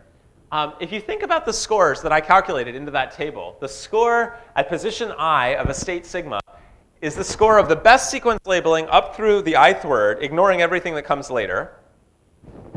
There's the math. It's the max, the score. It's the max of probabilities over all state sequences up to I minus 1.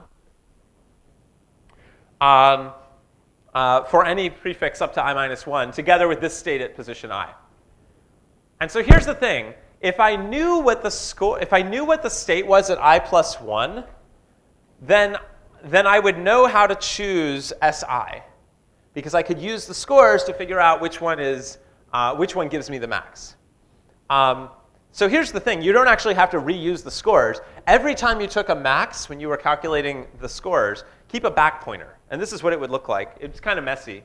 But every number in here that's non-zero would have a link back to the score from the preceding column that was used to get that value. Right? Remember that each of these cells was a max that considered doing something to every possible preceding state.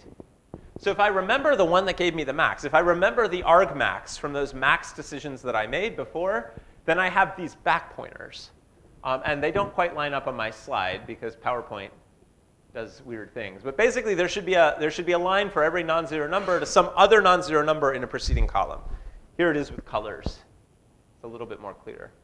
So if I started here, this is the best score here, and I just followed the back pointer, I get to a non-zero value in the preceding column, and I keep following the back pointers, and now I've got my labels.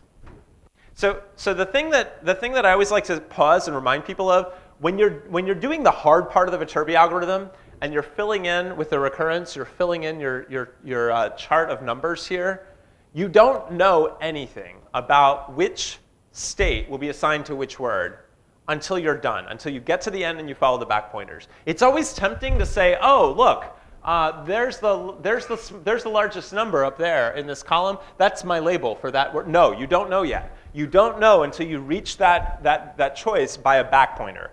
Because up to that point, you've only worked left to right. You haven't considered what comes later.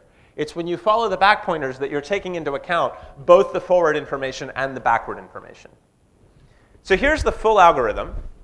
Every time you calculate a score with a max, keep a back pointer, BP for back pointer, that is the argmax of that same expression. So you're storing a back pointer for every state and at every time step. And then at the end, OK, so now you've calculated all the back pointers. You do this step called the backtrace, where after calculating all the scores and back pointers, you start in the max score at the end, and you follow back pointers recursively until you get back to the beginning, and you see what state you achieve at each step. This is a famous example of an ambiguous sentence. Have you heard this before? Time flies like an arrow. Fruit flies like a banana. It's very ambiguous. Depending on your choice of parts of speech for the different words, you might get a different reading. In fact, I think this reading only gives you, it doesn't consider, in this data set, flies can't be a noun. It can only be a verb. So this can only be about time flying, not about these special things called time flies, which are kind of like fruit flies, but they like different fruits. So when you follow the back pointers, the word arrow, why is the word arrow so dense? Why are there so many different possible parts of speech for arrow? Any guesses? Has to do with my data. It's not very funny data. This is data from the Wall Street Journal. The standard data set that's used to build part of speech taggers is a large collection of articles from the 1980s from a newspaper called the Wall Street Journal, which is mostly about financial and business news. There's not a whole lot of talk about arrows. So what I did, whenever I had a word that I didn't know, I considered the probabilities to be kind of spread out across all the different parts of speech. Maybe going back to the base distribution, most new words that you see in a corpus in English are probably going to be nouns. And in fact, that's what this HMM would choose. But it's pretty uncertain about the word arrow. It's never seen it in training data before. OK, a couple more things to say about this, and then I'll let you go for coffee. This algorithm, it's called the Viterbi algorithm. It was introduced for the first time in the 60s. It's an example of a very general idea called dynamic programming, which is often taught in computer science curriculum. What is dynamic programming? There's not really a very clear, perfect, agreed-upon definition, but it typically involves a big data structure, like some big table, grid thing, where you store partial quantities that you reuse many times. And you tend to have this property that the best solution to the problem you want to solve relies on the best solutions to subproblems that are the same but smaller. Right, so solving the best sequence for a the best label sequence for a long input is similar to solving the best sequence for a shorter input, and you continually break down the problem to shorter and shorter prefixes. The other thing is that each of these subproblems gets reused many times. So every calculation I use in one column got used in every cell of the next column. So I really get my money's worth for everything I calculate. I use it over and over again. Very efficient. Viterbi algorithm is the example we covered. You may have learned the minimum Levenshtein distance algorithm or Dijkstra's shortest path. In fact, Viterbi is really closely related to Dijkstra's algorithm. You can think about Viterbi as solving a best path algorithm in a graph that looks like this. Very special structure. There's a start state, a start vertex, and an end vertex. And you'll notice that what I've got in each column, this is basically saying if I pass through this state, I've chosen this particular label. This whole row corresponds to one state. I've chosen this label or this state for the first word. And if I pass through this state, I've chosen this state for this first word. If you squint your eyes, you'll see that any path from green to red will pass through exactly one state in each column. This is sometimes called a lattice. And the Viterbi algorithm really is very similar to running Dijkstra's algorithm on this lattice, but taking into account some special information, which is that I pass through only one of these guys at each time step. So if you know a little bit more about the structure of the problem, you can do better, which is why Viterbi is faster than Dijkstra's algorithm on this kind of problem. A little bit to say about the asymptotics. You can very easily see that the size of the table I was filling in was number of words, n, by number of states, size of lambda. That's your memory requirement for the Viterbi algorithm. Very efficient. Runtime, a little bit more expensive than that. So every cell in the table requires me to do a max over all possible preceding elements of the column. So you have to multiply the size of the table again by size of lambda in order to get the number of operations you have to do. So the Viterbi algorithm is linear runtime in the number of words, but quadratic in the number of states, because I have to do this max to calculate every prefix score. You can often do a lot better if your transition or emission distributions are sparse. If there's a lot of zeros in there, there's a lot of calculations you don't have to do. Sometimes that's good, sometimes it's not. It depends on your application. OK, you now know Markov models, hidden Markov models, and we've covered the Viterbi algorithm, the one most important algorithm for this lecture. When you come back from coffee, we'll cover some other inference algorithms, other interesting questions you can answer with HMMs and learning. So I will see you, what time do we come back? 20 minutes? 30 minutes. OK, I will see you at 11.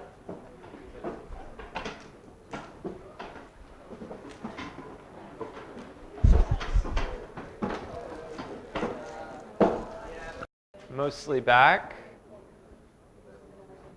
So, all right. To dive back in, now that you've seen the Viterbi algorithm and had some coffee, here's the Viterbi algorithm again. Just to drill it in, let it settle into your mind. Most of the work that you do in the Viterbi algorithm is this pre-calculation where you start at the left end of your sequence and you calculate these prefix scores, time step by time step. At each step, you're computing a vector that gives you the score of the best state sequence up to each time step, ending in each possible state that you could end in at that time step. And when you get to the end, because you've also kept track of the argmax of each of these expressions as a back pointer, you trace back and calculate the best sequence. So first you fill in the table along with back pointers, and then you choose the max value in the last column and recursively follow those back to the beginning, and you get your best label sequence. And so I told you this is kind of the most important algorithm associated with the hidden Markov model. If you understand it, you are on a path to understanding a huge number of other things that are relevant to natural language processing and machine learning and AI more generally. But that's not the only thing you can do with HMM. So that's the algorithm we teach first because it's the most obvious thing to do. But one of the nice things that this lecture, I think, illustrates really beautifully is that when you have a generative model that defines a probability distribution over all the things you're interested in our case, all the words in the sequence together with their hidden states, you can answer other questions. So to give an example, another question you can answer is, what is the probability of this word sequence? Okay, this was really easy with Markov models. All you had to do was look up each of the n-grams, multiply together their probabilities, and you were done. Here, it's a little bit more complicated. I'll put forward that this would be a very interesting thing and useful thing to do if what we wanted to do with our hidden Markov model was to use it as a language model. So suppose that we have a problem that needs a language model like translation or speech recognition, and we've decided that we would like something like the class-based language model, but we don't want to make hard choices to cluster the words. So we have some alternative way of labeling the words that allows for some ambiguity, allows for words to come from different states. But in order to get language model scores for a sequence, so that maybe we can choose among different sequence options, then we would need to calculate this quantity, the marginal probability of the words given the parameters. Notice that there's no mention of the states here. I'm just talking about the probability of the words. And so if you think about the rules of probability, then what you're going to have to do is sum up over all the possible state sequences that you might have to get the total probability associated with these words. So I'll drill into that in a minute. This turns out to be a quantity that's interesting for other reasons. So later, when we talk about learning, in about an hour, we'll talk about trying to choose the parameters that maximize this quantity. When we see words and we want to pick HMM parameters to make the words as likely as possible. We'll come back to that. I want you to see that there's a really interesting parallelism between maximizing and summing. So on the left, we have what we did with the Viterbi algorithm. We wanted the most probable state sequence. We were maximizing over possible state sequences, this joint probability of words and states together.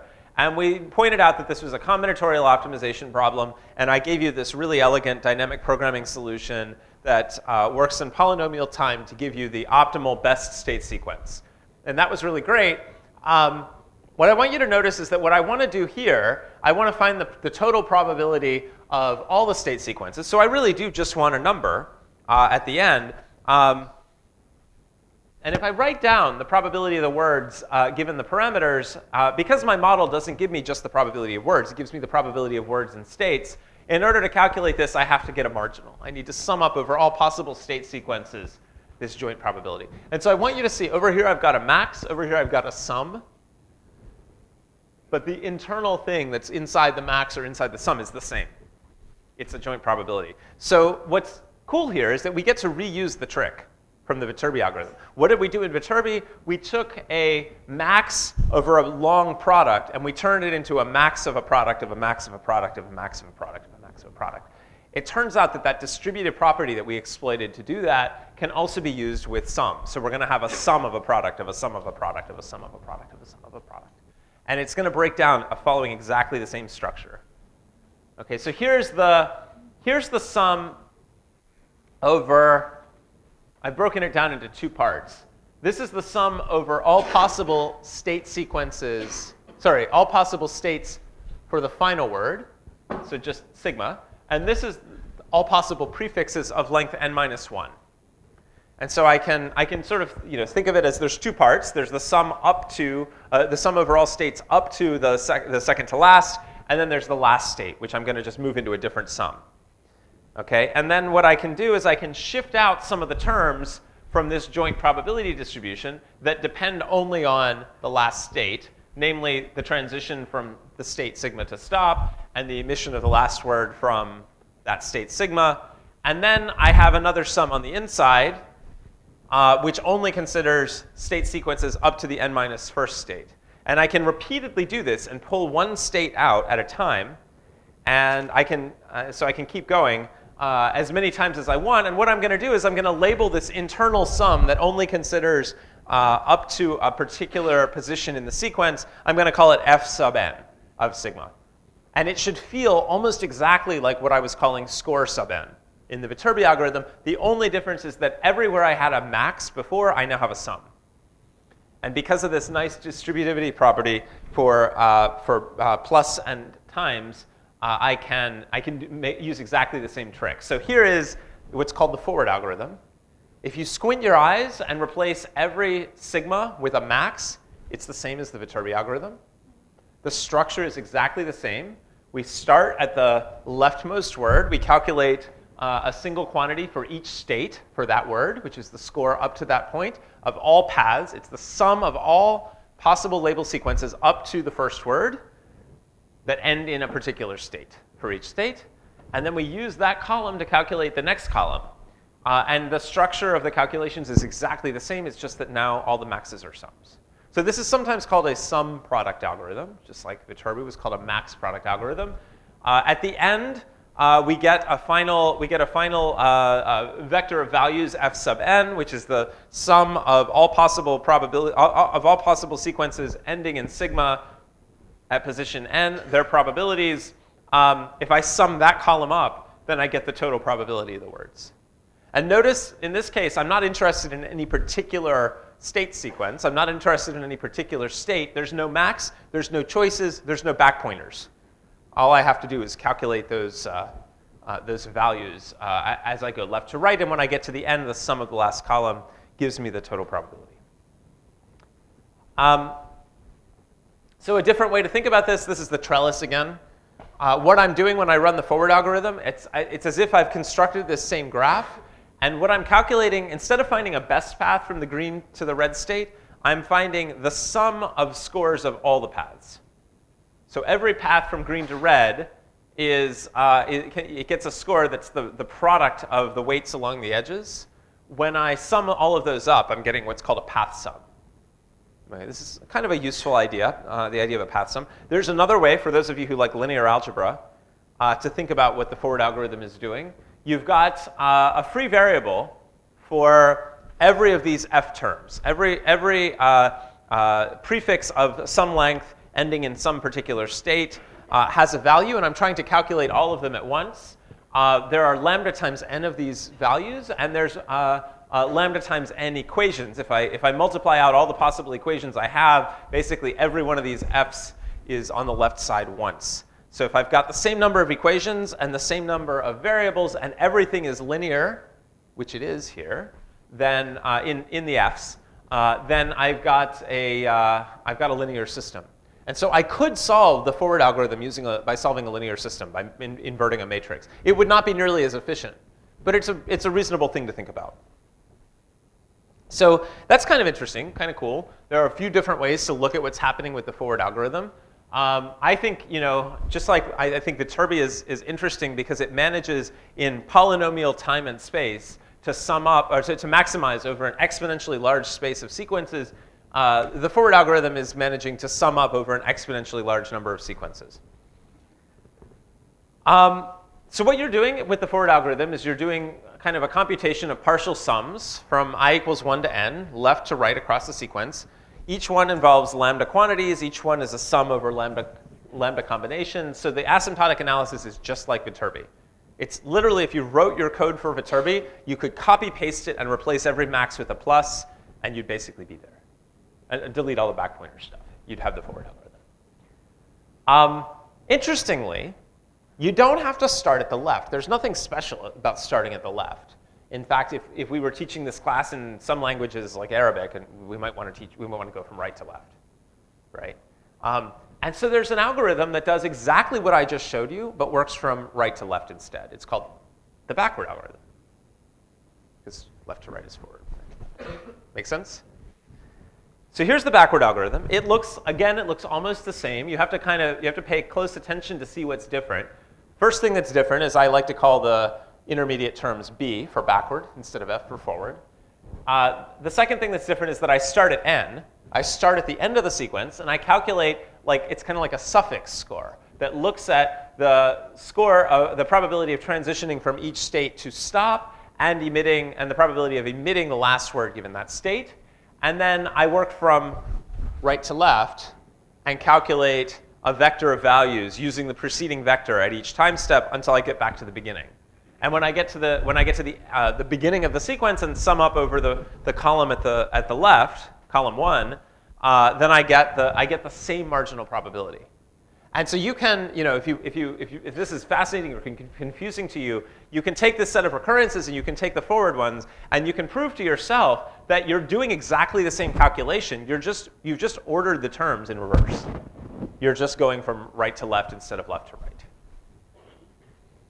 Okay, so there are two different ways of rearranging these sums of products of sums of products of sums of products of sums of products. In fact, there's another interesting thing you can do. Pick a point in the middle of the sequence, run the forward algorithm from the left up to that point, run the backward algorithm from the right up to that point, take the product and sum them up, and you'll get the same answer. Kind of cool. So there's a lot of different ways you could choose to calculate the probability of the sequence, depending on what intermediate quantities you want as you go. Okay, I like pop quizzes, so here's a pop quiz. Suppose that we go back to the Viterbi algorithm.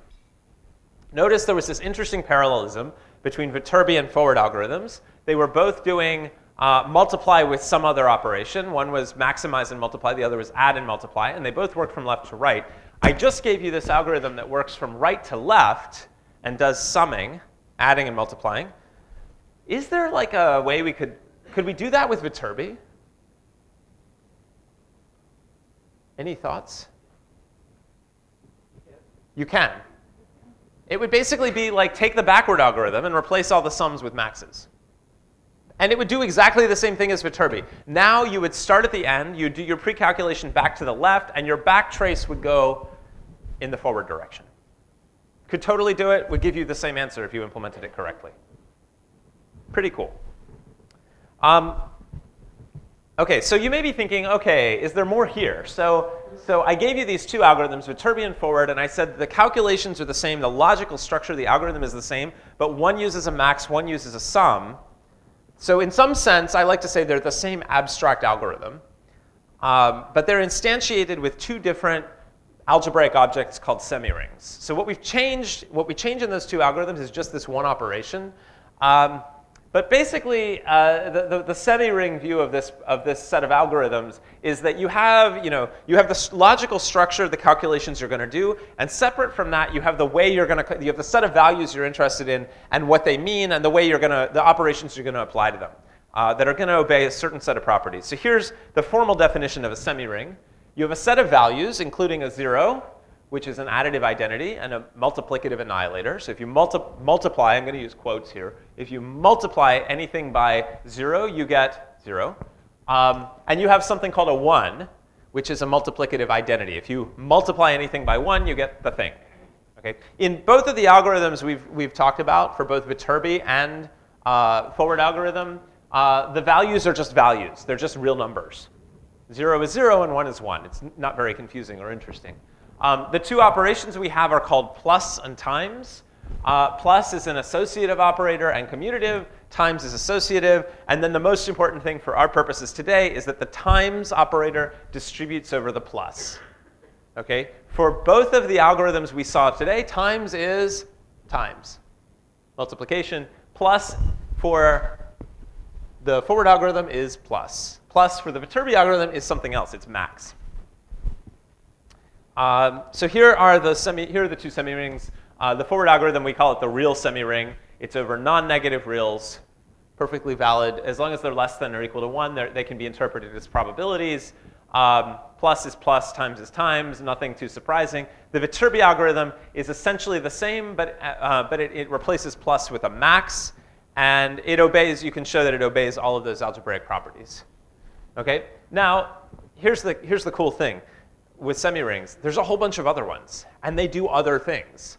And so you can use this same Viterbi algorithm with exactly the same logical structure and change around what your values, your 0, your 1, and your plus and your times are to get different things. So here's a set of some of the things you can do if you change the semi-ring.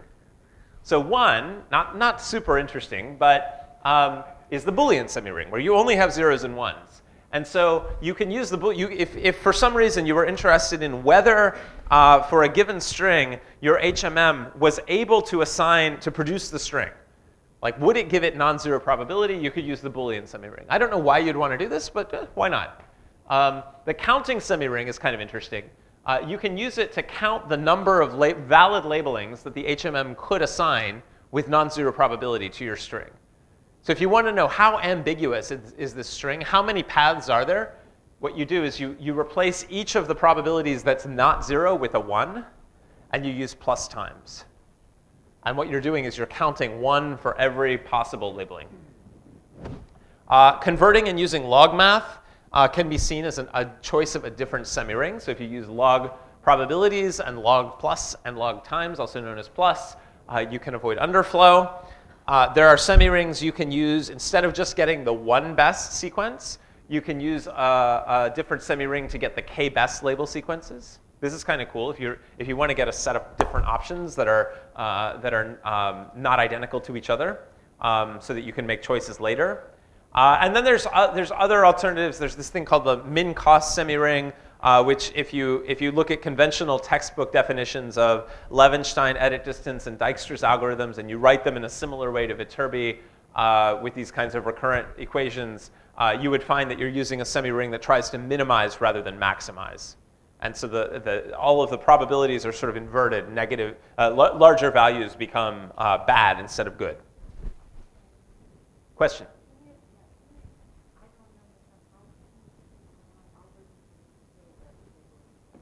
Yeah, so the basic idea is that you have to change what a value is. So instead of the value being, instead of keeping track of back pointers for one best, you keep back pointers for k best. And you recursively follow back k back pointers to recover k sequences.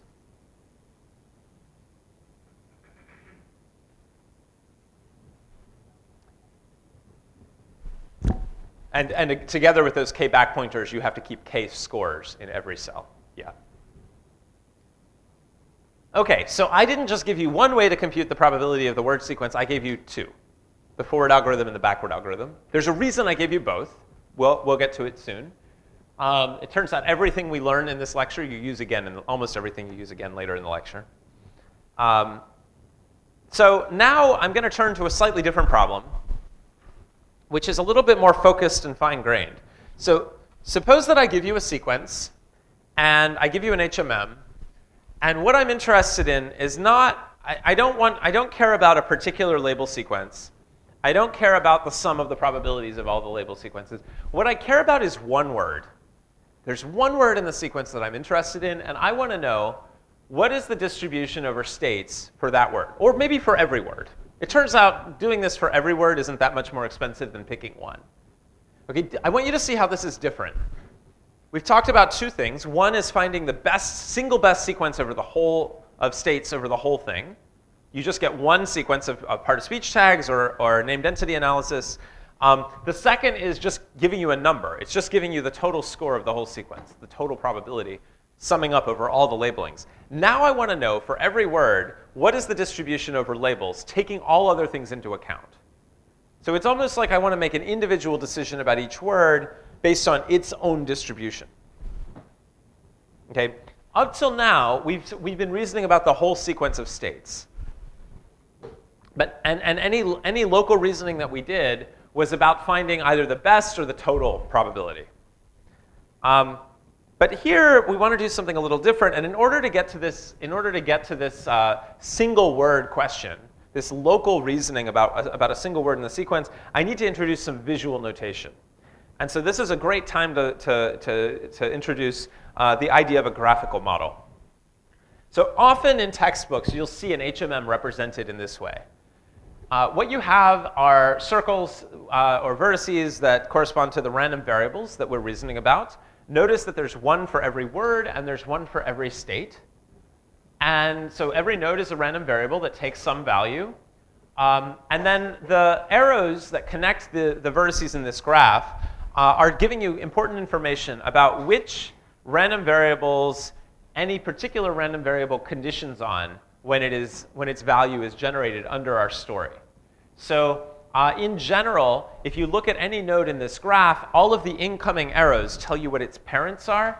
And when that node's value is sampled under the model, it is assumed to be sampled conditioned only on those parents. So in the HMM, it's pretty simple. Each state is conditioned on the previous state. Each word is conditioned on the corresponding state at the same time step.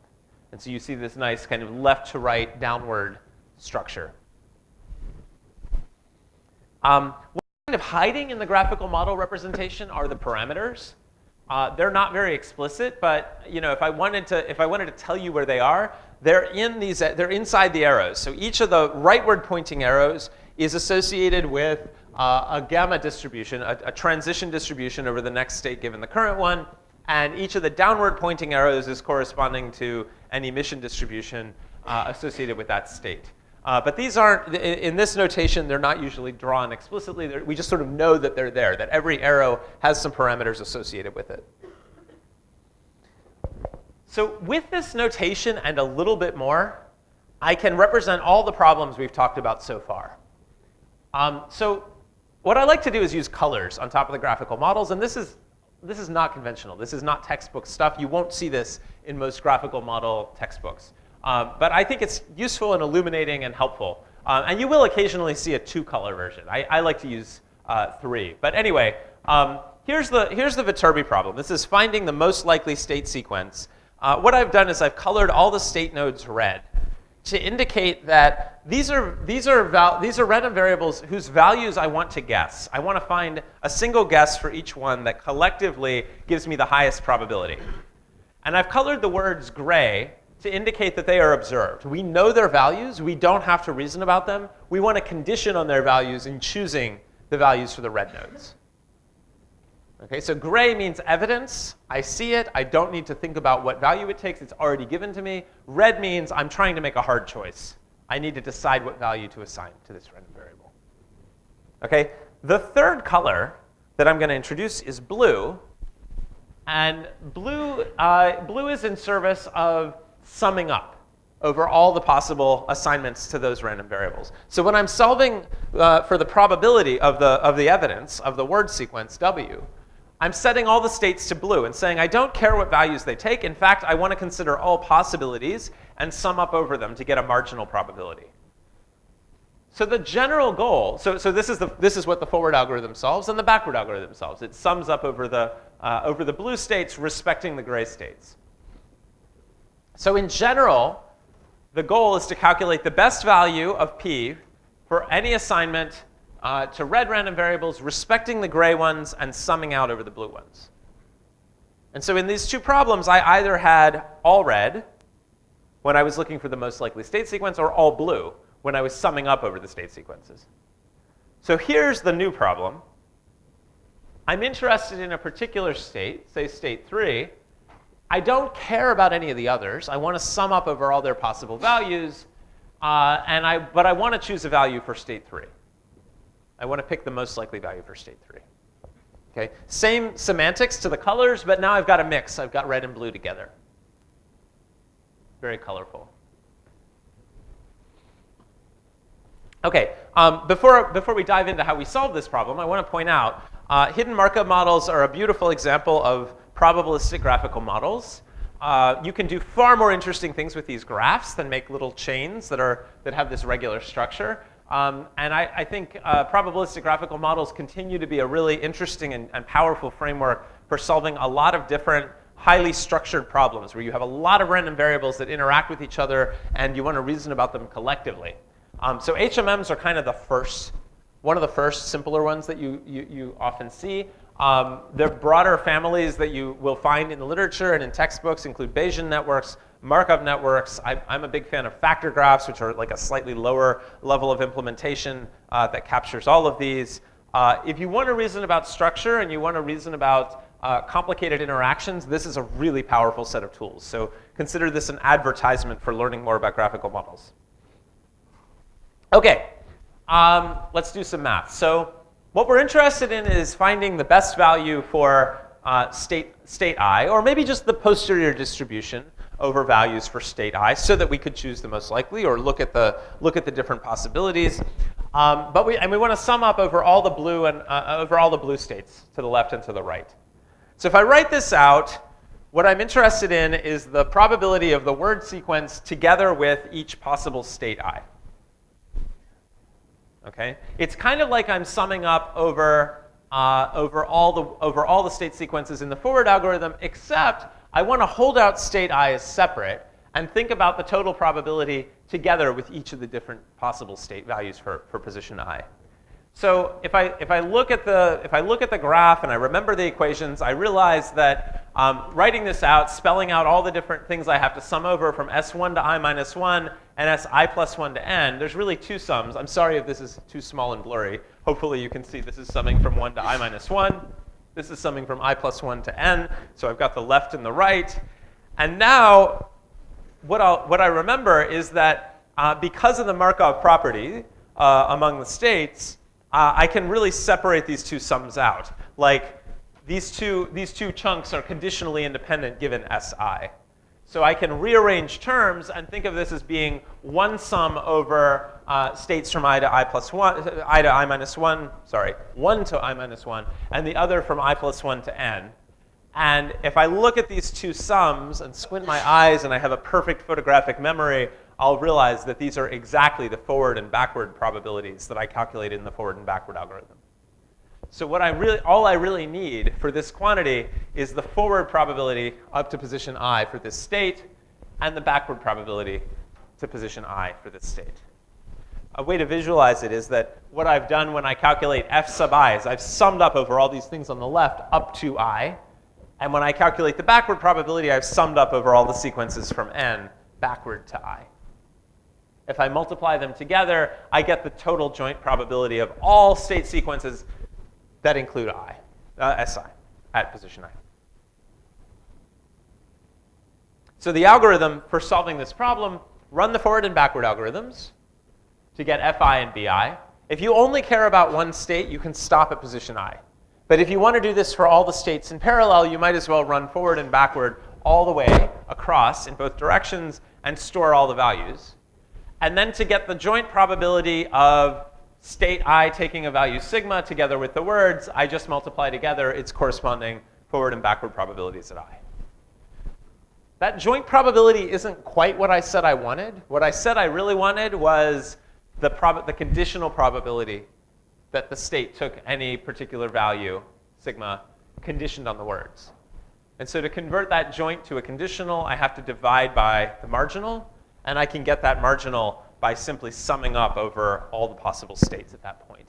That marginal in the denominator is exactly what I got from the forward algorithm. So this is pretty cool. if I run the forward and backward algorithm, I just do a little bit more work, and I can get this extra interesting thing, which is what's the posterior for every word of its states, taking everything else into account. And in fact, this is a more common use case for the forward-backward algorithm than what I talked about before. I kind of lied. We're not usually that interested in using an HMM as a language model. We're usually more interested in asking, what are the states that might be associated with each word? What are the choices? How strongly would the model prefer one state over another for a particular word? Right? One way to think about it is, if I look at an example sentence and I know that one of the words is ambiguous and I know which meaning makes sense in this particular case, I might ask my model, how confident are you about the meaning of this word? And if it gets the word right, I'd hope that the probability of the correct label is very high. And if it gets the word wrong, then I might be interested in knowing how far off was it? Maybe it wasn't very confident. Maybe there's some chance of looking at more data and correcting. Any questions at this point? OK, so now what we've moved into is a world where we're reusing quantities from the forward algorithm and the backward algorithm to do other things. And there's a whole realm of other questions we might be able to answer using these intermediate quantities. And so the next one I think is particularly interesting, and it's not conventionally taught when we teach HMMs. We're getting into kind of a more interesting, advanced topic. But I think it's enlightening and lets you see some of the power of this kind of way of thinking. OK, so remember that if you run the forward and backward algorithms, the total runtime is asymptotically linear in the length of the sequence and quadratic in the number of states. And if you store all of the forward and backward quantities, you can calculate these posteriors. And so one thing you can do with those posteriors is you can get a different kind of decision making for each word. So with the Viterbi algorithm, we ran this long sequence of pre-calculations. We did a backtrace, and we got the single best sequence of states for the whole input. An alternative would be to run forward and backward algorithms, get the vector of posteriors for each word, and make a local choice and say which state is most probable for this word, everything else aside, everything else marginalized out. This is called posterior decoding. You run forward, backward, and then you make a choice locally using the forward and backward quantities. It's kind of like when I talked early on, I gave you this silly greedy algorithm that worked left to right and made greedy choices just based on the left. That's kind of what we're doing, but now we're using both the left and the right information, and we're summing out over all other choices. So each choice is independent, except that we're kind of considering all the alternatives for each of the other words when we make a choice. OK, so mathematically, we're making a local choice for each word using the whole marginal distribution. Viterbi was making one global choice for the whole sequence and exploiting dynamic programming to make it efficient. Both of these are called decoders because we're decoding the words into their hidden states. Kind of like, a little bit like the noisy channel, right? Which one to use? Anyone have a strong opinion? Like, who would be like, I have to use Viterbi, and I know why. It feels right. Some people have religious convictions about these things. Who says posterior decoding feels right? OK, one or two people. Good. You may have intuitions about this. I'll point out a couple of facts. One is that they will not necessarily give the same label sequence. It's quite possible that you can do better or worse depending on your task and your data and lots of other things, how good your distribution is. They won't necessarily match. Sometimes one will work better, sometimes the other. One interesting thing about posterior decoding, it might be a weakness, it might not. If you do the forward-backward calculations and you make a local choice, it is possible that you will choose a label sequence overall that has zero probability on its own. Each of the states individually makes a lot of sense, but this particular combination couldn't happen because this transition has zero probability, even though this state looks really good for this word and this state looks really good for this other word. If you were to make either one the choice, the other would have to be something different. That's kind of interesting. But the more important point, I think, is that you'll note a recurring theme. I like to take two things that look different on the surface and show you how they're similar. In fact, both Viterbi and posterior decoding are instances of something more general and a deeper, more useful principle. that could lead you to either one depending on some choices you make. So we're going to tease that out. And the way you have to think about this is in terms of a notion of cost. So far in this lecture, we've been talking entirely, our main quantity of interest has been probabilities. We've always been talking about probabilities. But in real life, we don't just care about probabilities, we care about other things. We care about money. We care about what things cost. And in particular, we care about the cost of making different mistakes. So, and this may start to remind you a little bit of discriminative machine learning when you saw discriminative algorithms yesterday. Imagine that we built our HMM, and now we're going to play a game. And the way it's going to work is that the HMM is going to be given a new sequence, W, and then you're going to label it using the HMM, using an algorithm of your choice. And what's going to happen is we're going to compare the label sequence that comes out to the true one. So there's a true label sequence hidden at inference time. And after we do the labeling, we're going to look at that. We're going to compare these two sequences, the one the model guessed and the true one. And you're going to pay, depending on how badly you do. OK, there's money on the line. And so your goal, of course, is to pay as little as possible. So without seeing the words, we have to come up with a strategy. And my claim is that the strategy is going to depend on exactly how that fine or cost is determined. So let's talk about a couple of different options for how that cost might be determined. One of them says, if you get the sequence wrong at all, you pay €1. Any words labeled wrong, you pay €1. Doesn't matter. You could get them all wrong. You could get one wrong. You pay €1. The only way to keep your money is to get every single one of them right. And if you get every single one of them right, you get to keep your money. Sound fair? No. Nobody wants to play this game. If this were the game, and you had no choice in the rules, if this is how the cost was defined, what should you do? Well, if you trust your hidden Markov model, if you believe the parameters of your model, then what you want to do is you want to bet on the one sequence that has the most probability. Okay, you can prove that this is the right choice using something called the Bayesian decision criterion. I'm not going to go into the math. Intuitively, it should feel right that if you really believe your model knows how to assign probability well, you should bet on the thing that is most probable in terms of what you're going to pay for. And you're going to pay for whole sequences, so you should bet on the single whole sequence that will give you the most probability. Okay, so Viterbi algorithm. If this is what you believe you're going to pay for at the end, you should use the Viterbi algorithm, mathematically. If you don't trust your distribution, I can't help you. I don't know what to tell you. You have to trust your model. Okay. Here's a different cost. This is usually one people like a little better. It's called the Hamming cost. Suppose that you're going to pay €0.1 for every word you label incorrectly. Okay, so every word that you get wrong, you pay. But if you only miss one word, you only pay €0.1. Okay, so this is more forgiving. It's more gentle. It suggests that you should focus on reasoning about each word without worrying about the coherence of the whole sequence, because your goal is to get each word individually right. And so this leads very naturally to making local choices about each word. And again, if you trust your probability distribution, then what you're interested in is the probability of state I, at position I, taking a particular value conditioned on everything else, conditioned on the words and summing out the other states. So this would lead you to posterior decoding. Okay, there's a proof. I'm not going to show it.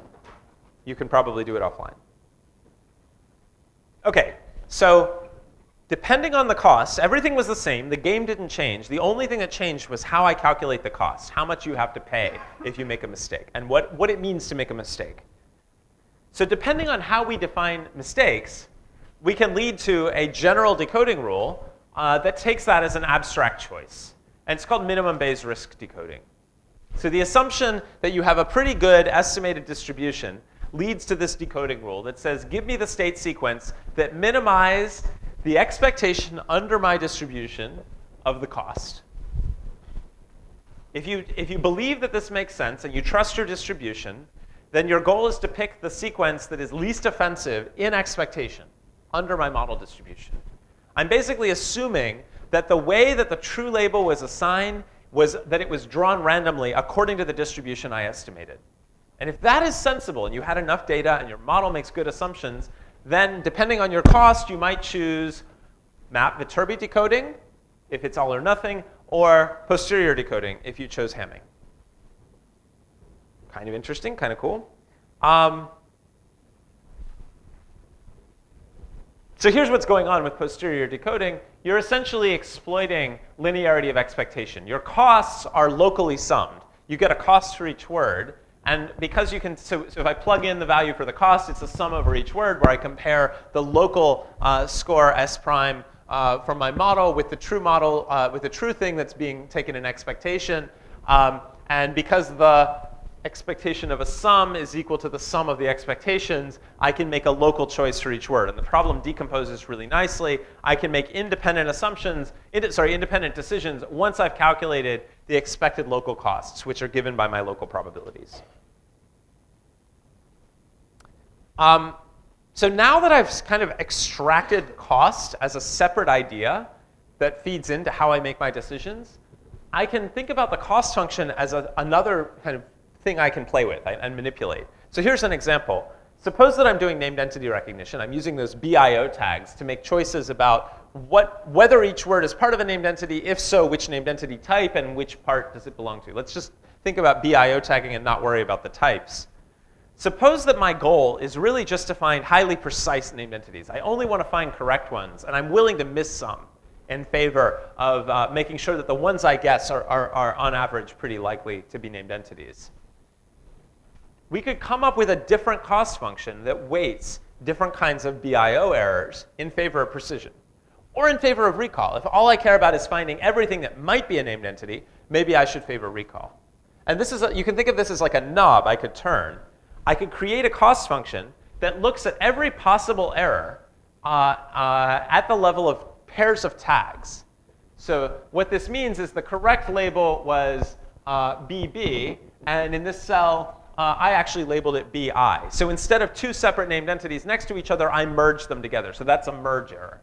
And I can consider every possible mistake at the level of two labels, and I can give it a name. I can call it a merge error, or a precision error, or a recall error, or a boundary error. I labeled a bunch of them. Some of them were a little confusing to me, and I couldn't think of what to call them. But basically, I can group together different kinds of mistakes at the level of two tags and give it a name. And then I could say, well, in terms of cost, some of these are higher than others. And I could set an outside hyperparameter that tells me how bad is it to make a precision error versus a recall error. Okay? I could play around with this until I get the kind of performance that I want. But there's a problem. I gave you two kinds of decoding. I talked about the all or nothing cost, and I said Viterbi decoding. I gave you the word-wise cost, and I gave you posterior decoding. Now I'm talking about looking at pairs of tags. I have to categorize named entity errors in terms of pairs of tags because the decision you make depends on, what it means depends on the context of what other decisions you made. So here's a new cost that depends on pairwise decisions. Turns out we can come up with a posterior for that too. Here what we're interested in is the posterior probability of labeling two adjacent words with two particular labels, SI and SI plus 1. And it turns out we can use exactly the same trick as before. What I'm trying to sum over now is S1 through I minus 1 and SI plus 2 to the end. And I can do the same independence assumption applies. I can tease this apart into two major factors, one for the prefix, one for the suffix. There's some stuff in the middle because I have to account for the transition between the two states, SI to I plus 1, and the emission of word I plus 1, which isn't included elsewhere in the formula. And so what I get is a score that uses a forward probability up to I, a backward probability to I plus 1, and then the intermediate model probability. So here's the picture. I'm going to use a forward probability up to I, a backward probability up to I plus 1. I include the two model probabilities that are not already included, and now I get a score for this pair. And I can renormalize it to get a posterior for this pair, and I can do two-word posterior decoding.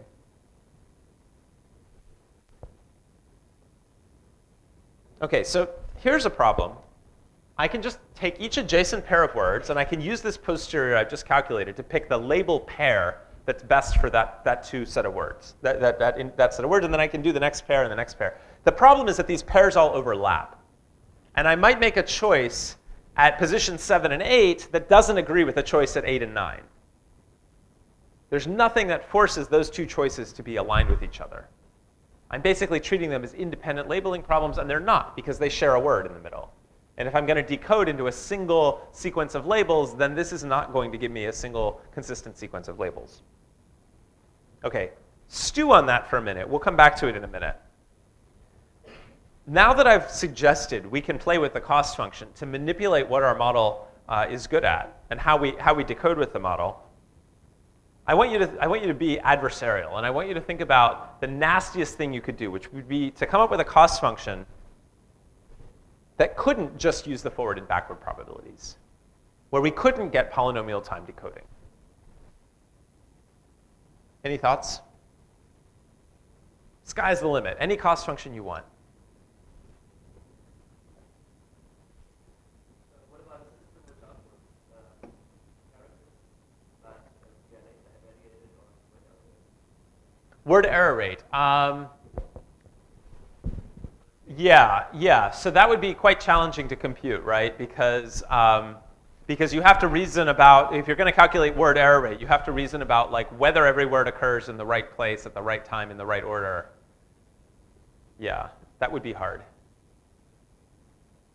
Especially if you were outputting characters, because then the decoding algorithm is, it's basically choosing, well, if you have speech input on the input, you're choosing characters and you're choosing which spans of speech they cover. Yeah, that sounds really hard. I hadn't thought of that before. Other ideas?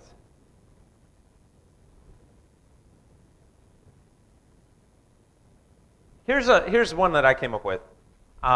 Suppose that every word had to have a different label. You couldn't reuse any of the labels. Or each label had to be used exactly once. That's basically reducing the problem to Hamiltonian path, right? You can't reuse the labels. Sorry, you must pass through every city exactly once. This is the classic Hamiltonian path problem. OK, so one thing that's really important here is that in the examples I've given so far, the costs decompose in a particular way.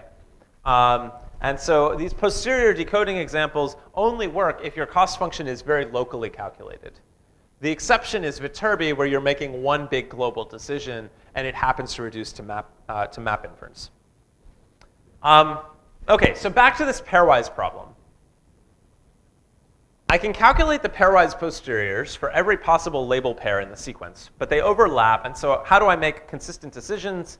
How do I make sure that when I choose a label for the 8th word twice, I pick the same thing? Here's the idea.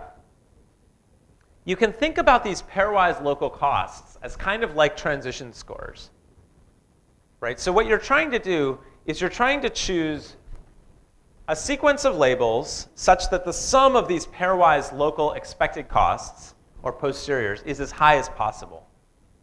It should feel a little bit like it is almost exactly like the Viterbi algorithm. What you're trying to do is choose a sequence where you're minimizing the expected costs at each pair, but it has to be a single sequence. What you've got are terms in that sum that you're maximizing that interact, right? You can't make a different choice at position 8 the second time. You have to make a single choice. But what you have is a cost associated with each pair. It's kind of like a log transition probability that you're trying to maximize. Now you're trying to minimize that expected cost. And there's no emission score. You've already taken into account what the words are. So here's the way to do pairwise minimum Bayes risk. First, run forward and backward. Pre-calculation. You have all the prefix and suffix scores. Then you use the posteriors, as I showed a few slides ago, to score all possible label pairs at every position for all adjacent word pairs. And then you're going to muck with the Viterbi algorithm just a little bit to try and find the best scoring consistent labeling, where you're summing up these local expected costs. And so what you're doing is you're scoring label pairs by local cost times their posterior probability. And so it's like a local risk calculation, and you're minimizing globally. So what we've done is we've put together all the pieces. We use the forward and backward algorithm to start and get the conditional scores going left and going right. And then we've recombined those in an interesting way to score every possible label pair. Still very interpretable. We can understand what it would mean to make a local choice for each one. But what we really want is a global choice of one consistent sequence that minimizes that expected precision cost or recall cost, or whichever I chose. And so then I can reuse the idea of the Viterbi algorithm, which is that pairwise local things are being summed, and I'm trying to find the highest scoring value of that sum. I will leave it as an exercise to rework the Viterbi algorithm to do that global choice. All right, so we have about 40 minutes left, and this is the machine learning summer school, so maybe we should talk about learning. Let's talk about how to learn the parameters of the HMM. I promise, we'll reuse all the stuff we did. OK, learning algorithms. So our typical starting point is that we have some data to learn from, and the data shows us, we know how many states that we have in our HMM, and ideally, there may be some constraints on the states, like you can't transition from this one to that one. One interesting thing about BIO tagging is that under the semantics I gave you for B, I, and O, it would never make any sense to have an O followed by an I. You can't get to the inside of a named entity without going through the beginning of one first. So that transition should be completely banned. But we're not going to worry about that for now. We're just going to assume that all transitions are possible between any pair of states. We assume we know how many states there are. There are sort of two versions of the learning problem. The first one is the supervised learning problem, where you have complete data. You get to observe the words together with their states. And you get to you're going to train your HMM using word-state pairs. And you can look at everything. The second and more interesting and more challenging one is the unsupervised case. And this is the traditional case that HMMs were introduced for. They were called hidden Markov models because the assumption was that the states were hidden even when you were training your model, even when you were estimating. So in this case, you only have examples of the word sequences. You don't know anything about any states anywhere. You have to guess. The supervised learning case we'll do first. It's super easy. And then we'll spend most of our time on the unsupervised case. It turns out that supervised learning for HMMs is easy because all of the building blocks are multinomial distributions. They can all be estimated using very standard closed form solutions for maximum likelihood estimation for multinomials. So remember, gamma is a distribution over the next state given the current state. And if I observe a whole bunch of sequences of states, I see a whole bunch of pairs of next state and current state. Eta is the emission distribution of words given current state. And if I see a whole bunch of tagged words, then I see pairs of state and word together. So if we wanted to use the wonderful work by statisticians, the first answer we should get for supervised learning would be maximum likelihood. We have a generative model. Maximum likelihood estimation says choose the gamma and the eta that maximize the total probability of the pairs of sequences that I see in my data. Okay, and what's really great about the HMM is that if the data is fully observed, then every transition and emission distribution can be separately estimated. You don't have to think about any other state or any other distribution when you estimate this state's transition or emission distribution. And even those two are separable from each other. So learning is extremely simple and fast. What are you going to do? You're going to count. You're going to do relative frequency estimation. Count and normalize. Okay, I'm going to skip the derivation that proves that you can do this and that it is the maximum likelihood estimate for the HMM. It involves a little bit of math. There's a Lagrangian multiplier. There's a little bit of calculus. But ultimately, you get this beautiful closed form solution. Just like for the Markov models we talked about earlier, you look at the number of times two states occurred together consecutively. You divide by the frequency of the first of the two. And then that gives you your transition distribution. For the emission distribution, it's similar. You look at the number of times each word was emitted by each state. You divide by the frequency of the state. And those are your emissions. Black dye, red dye. Just want to point out that there's a graphical models view of this problem as well. So this is my data. I have my states and my words. They're all gray because they're all evidence. They're all observed when I'm learning. And what I've changed is I've put the gamma and the eta into the graphical model as if they were more random variables. Sometimes people like to do this to make it a little bit more explicit what's happening in the model. So it's a little more complicated, but you can see what I'm doing is I'm making a choice. I'm choosing gamma and eta. Therefore, I've colored them red. I'm trying to find the gamma and the eta that make this data as likely as possible. Now, in practice, what people generally find when they go to estimate generative models is that maximum likelihood estimation has a tendency to overfit if you don't have enough data. And you never have enough data. In NLP, you never have enough data. Your models are always wrong, and you never have enough data. So what are we going to do? One way to solve this problem that's very much in the spirit of probabilistic modeling is to use a prior distribution, which is to say a prior over the values of our parameters. What that means is that I'm going to start out by saying, you know, I have some intuitions or beliefs about what kinds of parameters make sense for my data, even before I look at my data. And I'm going to inject that into the learning problem. And so this is called map learning, maximum a posteriori learning. And the term should feel very familiar because we used it earlier in the lecture. We used it when we talked about choosing the most probable label sequence in the posterior after having observed the words. Here, what we're talking about is choosing the most probable parameter values a posteriori after having looked at the words. And you can't do maximum a posteriori without a prior. You also have to take into account the prior probability of the different parameter settings.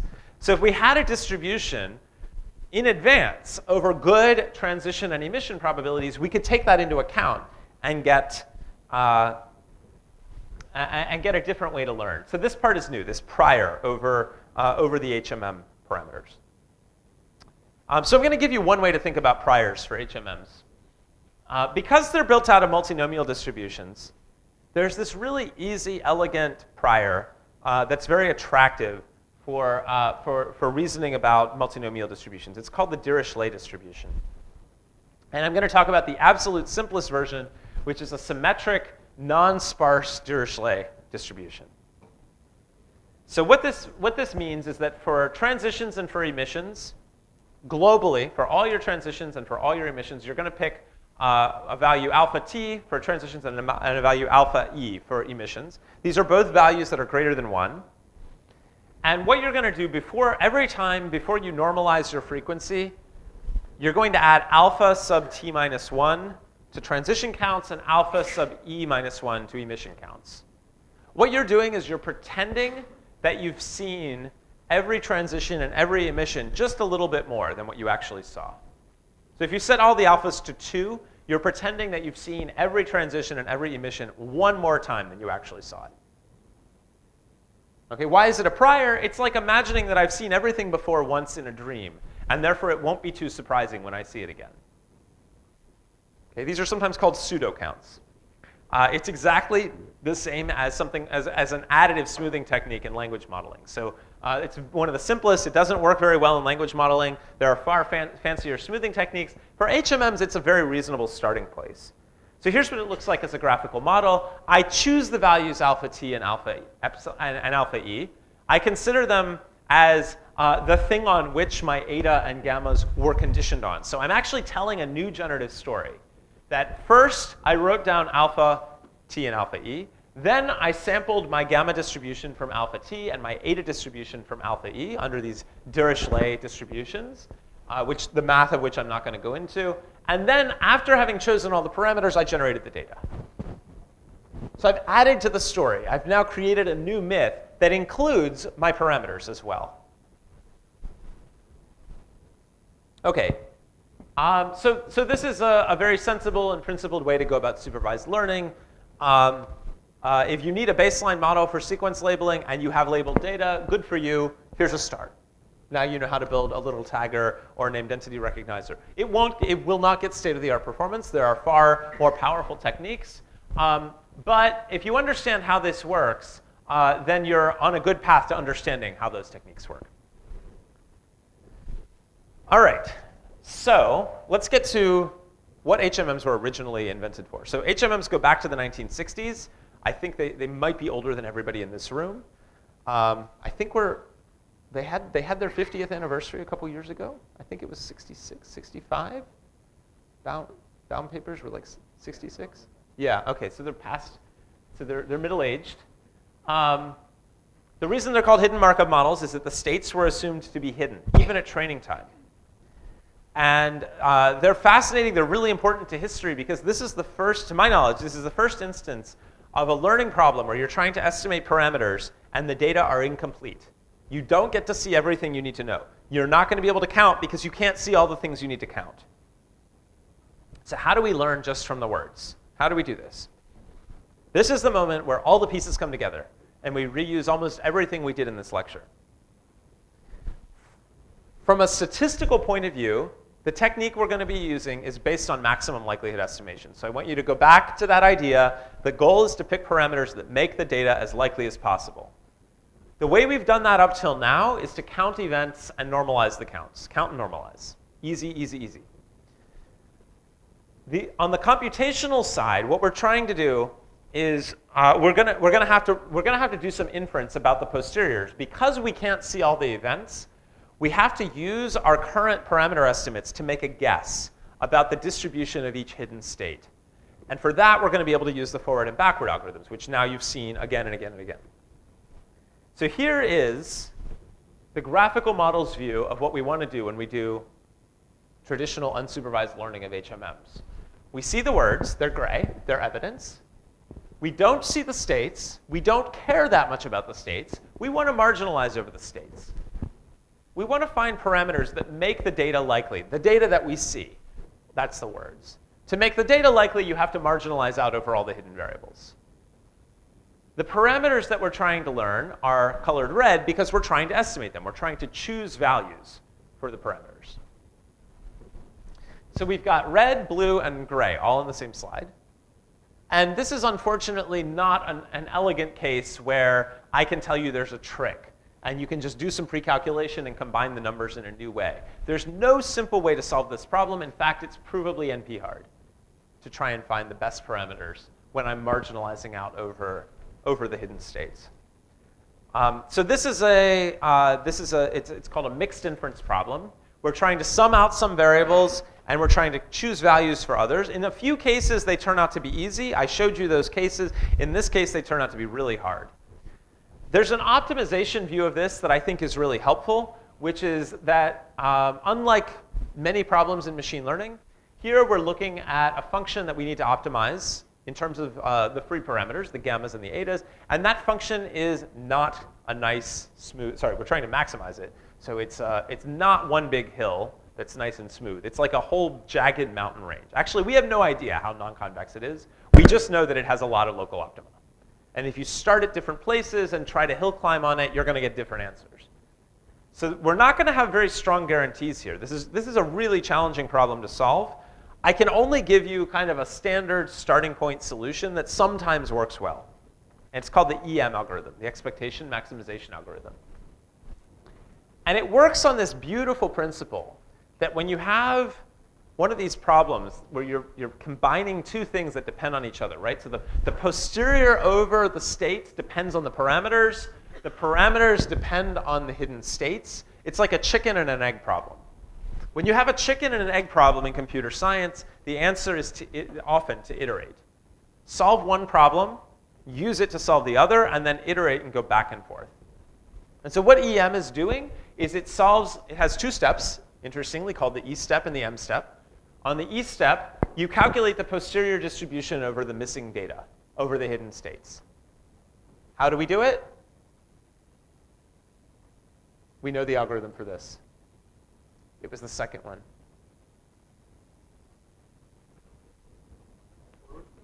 Forward, backward. You use the forward, backward algorithm, and you get a posterior distribution for each state, for each word state. Then, on the M step, we assume that the states are not missing. We now treat them as observed according to the distribution we solved in the E step. We basically treat each state as being fractionally assigned to the, each word being fractionally assigned to its different states according to the posteriors we got from the E step. And then we just do counting and normalizing. It's sort of like counting and normalizing, but with soft counts that are associated with fractional assignments of words to states. OK, so here's the full procedural view of EM. You begin by estimating the parameters however you like. Pick values randomly. Start at something close to uniform. Usually a little bit of random noise is a good idea. On the E step, you calculate the probability of each possible transition and each possible emission at each position in your data. You can do this efficiently with the forward-backward algorithm. And then you re-estimate the parameters by pretending that you have complete data where words are fractionally associated with each state. Yes? What is the number of states? That's your choice. Okay, so this is also a parameter. It's a hyperparameter, yes. A very important one, yeah. It's important because it affects how well you can fit the data, and it affects the computation time. So back, when I was young, this was really expensive because you had to run over your data again and again and again. And every time you had to do this forward-backward algorithm on every sequence. Now we would consider this pretty, unless I guess data sets are bigger, but it's pretty efficient, and we can make this pretty fast. But adding more states, remember the runtime of forward-backward goes up quadratically in the number of states. So you can get a better fit to your data with more states, but at a cost. And probably, I would venture to guess, although I don't have a proof of this, as you add more states, the surface probably gets more and more non-convex with more local optima. OK, so E step, you're going to calculate the probability of the data for every sentence in your data set. You're going to calculate the probability of every state sequence given the words and count up each S proportional to its probability. We're not going to do that explicitly because we know that there are better ways to sum up over all the different state sequences. Instead, we're going to calculate the posterior probability of every state, taking every value at every position, and count up the emission of the word from that state proportional to the probability. So if I see the word forecast and I decide it was 60% noun and 40% verb, I'm going to count it 0.6 with noun and 0.4 with verb. And then I have to do the same thing with the transitions. So there's a reason I made you do that forward-backward with the label bigram thing, that weird posterior decoding problem. The reason is that you have to do that same calculation here when you're doing EM. You have to calculate the posterior probability of each label pair at each position in the sequence for every position and count these transitions fractionally in the same way. So I get these single label and double label posteriors. I like to think of them as soft or fractional counts. Here's the formula for getting soft counts. You're basically summing up these expressions that are in terms of forward and backward probabilities. And this looks a little frightening, but really these are all quantities that we calculated earlier in the lecture when we were doing posterior decoding of various kinds. Now I'm basically thinking about these posteriors as fractional counts or sort of frequency hats. They're like estimates of the frequencies.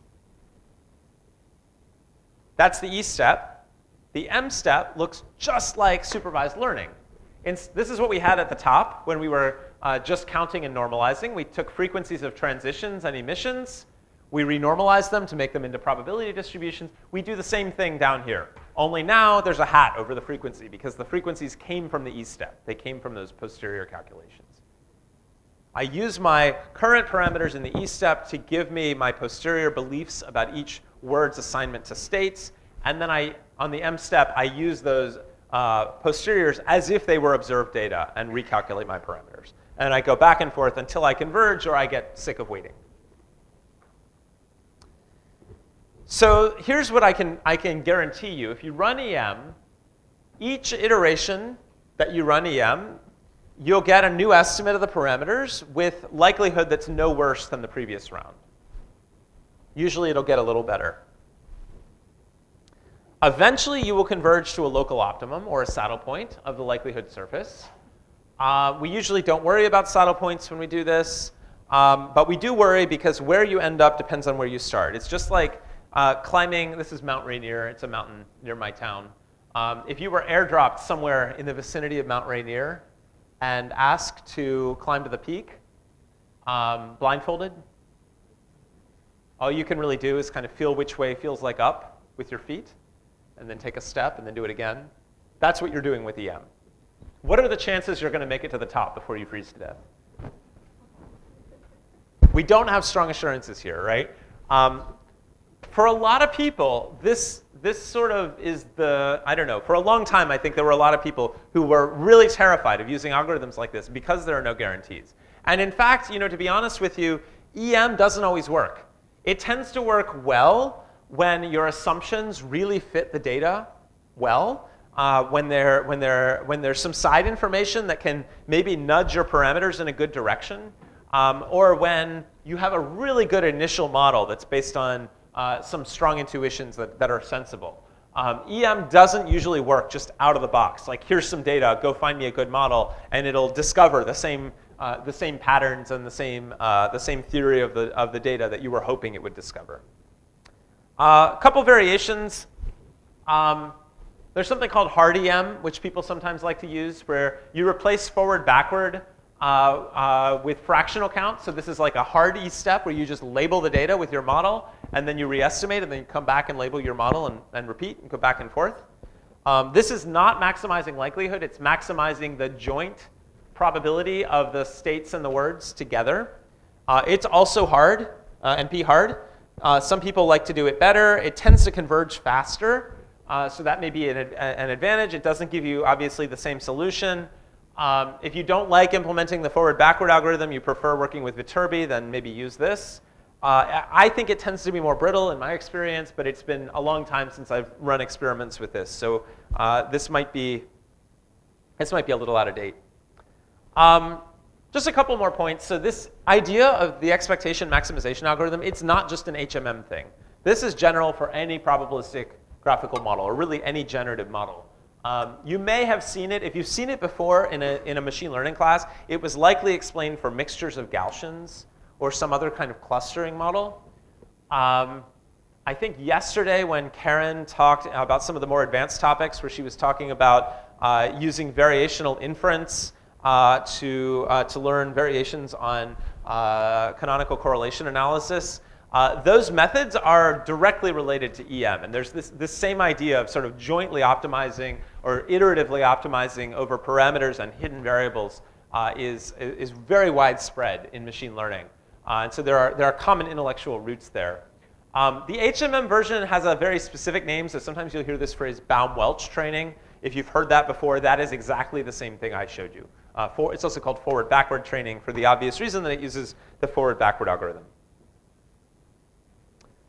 OK, I want to wrap up with just a few words about another connection that I think it's worth knowing about. I suspect a lot of people here have a background in computer science and at some point learned about finite state automata, finite state machines. And I think often when people see hidden Markov models, they have this feeling like there are these states, and there's a finite set of them, and they're kind of discrete, and you're moving around among them, and he's drawing graphs. Does this have something to do with finite state automata? So if you remember finite state automata from your early undergraduate days, here's a connection that might be interesting to you. A finite state machine involves a finite set of states and a set of allowed transitions between the states. And usually we talk about a finite state machine as modeling non-deterministic walks among the states. So think of a pathway that goes from state to state to state until we get to a stop state. And what happens each time we take a transition is we generate, or alternately we could say we consume a symbol. And so finite state machines are used to describe regular languages, sets of strings that obey certain constraints and meet certain criteria. And so there are some, there are all kinds of things we can say about finite state machines. There are variations of them that are quite useful. They used to be very widely used in natural language processing and in building rule-based information extraction systems, learning patterns for text classification. They're still widely used for languages that have rich morphology as a way to take words that are complicated and figure out how to segment them into smaller parts that are meaningful. And the fascinating connection is that if you replace this idea of non-deterministic walks between states with probabilistic ones, you have a variation of an HMM. So I like to say there are these things, you could take an FSA and make it probabilistic so that every time you take a transition, there's a probability associated with that transition. An HMM is a variation of that idea of a probabilistic FSA. You would also be putting a probability distribution on the emission from each state. This is quite, here's a very powerful generalization from finite state machines. Is something called a finite state transducer, which is a formal way of thinking about reading in one tape and writing out another one. So you're consuming symbols as you go, and in parallel, you can be outputting symbols as you go. And you can make those probabilistic as well, and then you get a model that's a little bit different from an HMM. It's sort of like an HMM with states that emits one set of symbols and reads another set of symbols. One of the things that's really interesting you can do with this kind of model is that you can take two FSTs, where you think about the output of one as being the input to the other, and you can do some work to compose the two stochastic models so that you get a single string-to-string transformation. And you can stack these up as much as you like. And all the algorithms for inference and learning are built on what we saw for HMMs. So here are some examples of composed FSTs that people have built. If you have an acoustic signal and you use an FST to represent the mapping into phonemes, kind of like we saw in Karen's talk yesterday, and then you have another mapping that transduces sequences of phonemes into words, you can compose these two and get a single end-to-end finite state model for speech transcription, or speech recognition. People have also done this for translation for closely related languages. So if you have words in Czech coming in, and you do morphological analysis and break those words up into parts, a lot of the language Slovak, which is closely related, can be explained as changes to the morphemes. Not 100%, of course. They're different languages, but they're similar enough that a lot of what you need to do is really just replacing some morphemes with others, and then you take the morphemes in Slovak and glom them back together so you get words in Slovak. So people actually built a Czech to Slovak translation system by using a composition of finite state transducers. Okay, if I had another 3 hours, here are some things I would tell you about, and some of them you'll probably see as the summer school proceeds. One of the things that's pretty much gone away in machine learning and NLP is models that are based on counting and normalizing things. They're not 100% dead. They're still useful in some settings, but the vast majority of the time now, we don't just count things and normalize them. We try and represent events using some kind of learned representation. And that's often done with spectral learning, which we saw kind of an example of yesterday in Karen's talk, neural learning with neural networks, which you'll definitely see more of later in the week. And so all of these HMMs and FSTs that I've been talking about, they can be featureized with either features you've chosen in advance or features that you want to learn in tandem with the model. And everything I showed you can be kind of, you can think of it as like a layer of the calculation you need to do, and there might be other layers underneath that help you figure out what representations you want for the words or even for the states. I told you at the beginning this was going to be a lecture entirely about generative models, but I hinted a couple of times that HMMs can be made discriminative. And so one classical way to do that is called the conditional random field. I think that comes up on Monday. There's another family of models that are sort of related based on neural networks called seek-to-seek models that have become quite popular. Those are also often discriminatively trained. I gave you the HMM and sort of told you that this Markov assumption, first-order Markov assumption was quite widely used. In addition to lengthening the history, another way to weaken the independence assumptions is to use something called a semi-Markov model, which says once you get into a state, you make a decision about how long to stay there. And this allows you to model kind of arbitrarily long spans of your text together. So we've used semi-HMMs for Chinese word segmentation and some other problems in semantic processing quite effectively. So that's kind of a powerful generalization, still polynomial time inference, a little bit more expensive, but can do some really, really cool things. Another direction is completely different approaches to estimation. So Andre and I worked for a little bit of time on this idea of method of moments estimation, which is kind of a replacement for maximum likelihood estimation. Maximum likelihood estimation is one sort of theoretically grounded approach to learning parameters, but there are others, and in the long run, they might prove more useful, more powerful, or cheaper. I talked about HMMs and FSTs and their relationship to each other by adding probabilities to finite state machines. You can go farther down the path of more complex and powerful automata and language formalisms like context-free grammars, and you can model much longer interactions in your sequence if you use grammars. I believe you're going to see context-free grammars and weighted probabilistic context-free grammars later in the summer school. And everything you see there, all the algorithms that you see there, will be related back to what you saw for the HMM. I hinted just a little bit in the direction of using priors when we estimate the parameters of HMMs. People have taken that idea to the extreme, especially in the unsupervised case, where you put priors on your parameters. You even put priors on things like how many states you have. So there was this really cool model called the infinite HMM that didn't make any assumptions about how many states you had, and it was learned automatically from the data using Bayesian reasoning, and much more powerful priors than the Dirichlet that I showed you here. And then finally, this is work I'm really excited about. So we took the step at the end toward finite state machines, and I said you can think of HMMs as a special kind of FSA. It turns out that you can also think about recurrent neural networks, many of them, as a kind of WFSA. And so I'm not going to say too much about this. I'm just going to suggest that you take a look at our papers, and that this is an active area of research, that some of these older models, on the surface, they look so different from the neural models that we use widely today. But what we're discovering is that understanding these old models may give us a lens to make the neural networks more interpretable. And so shockingly, a number of recently introduced recurrent neural networks can actually be seen. You can back out a finite state machine and show that what these neural nets are doing is essentially forward algorithm calculations or Viterbi calculations on a stack of finite state machines in parallel. OK, so we covered Markov models. We covered hidden Markov models. We saw a bunch of algorithms, Viterbi probably the most important and the easiest to grasp. Everything else was kind of a variation on Viterbi. We replaced the semi-ring. We changed the cost function. We did all these different things.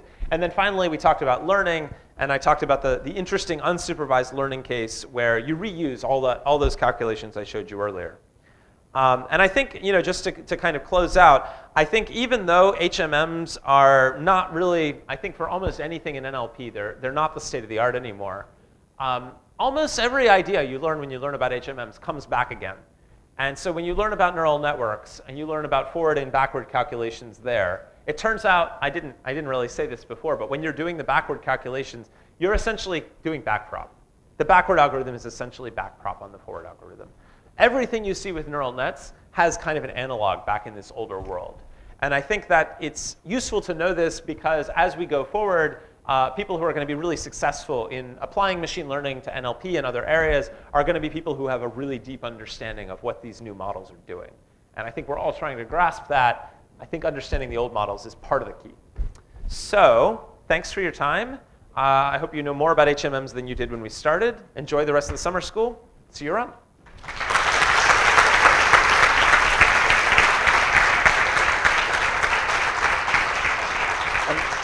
It looks like we have about 5 minutes for questions.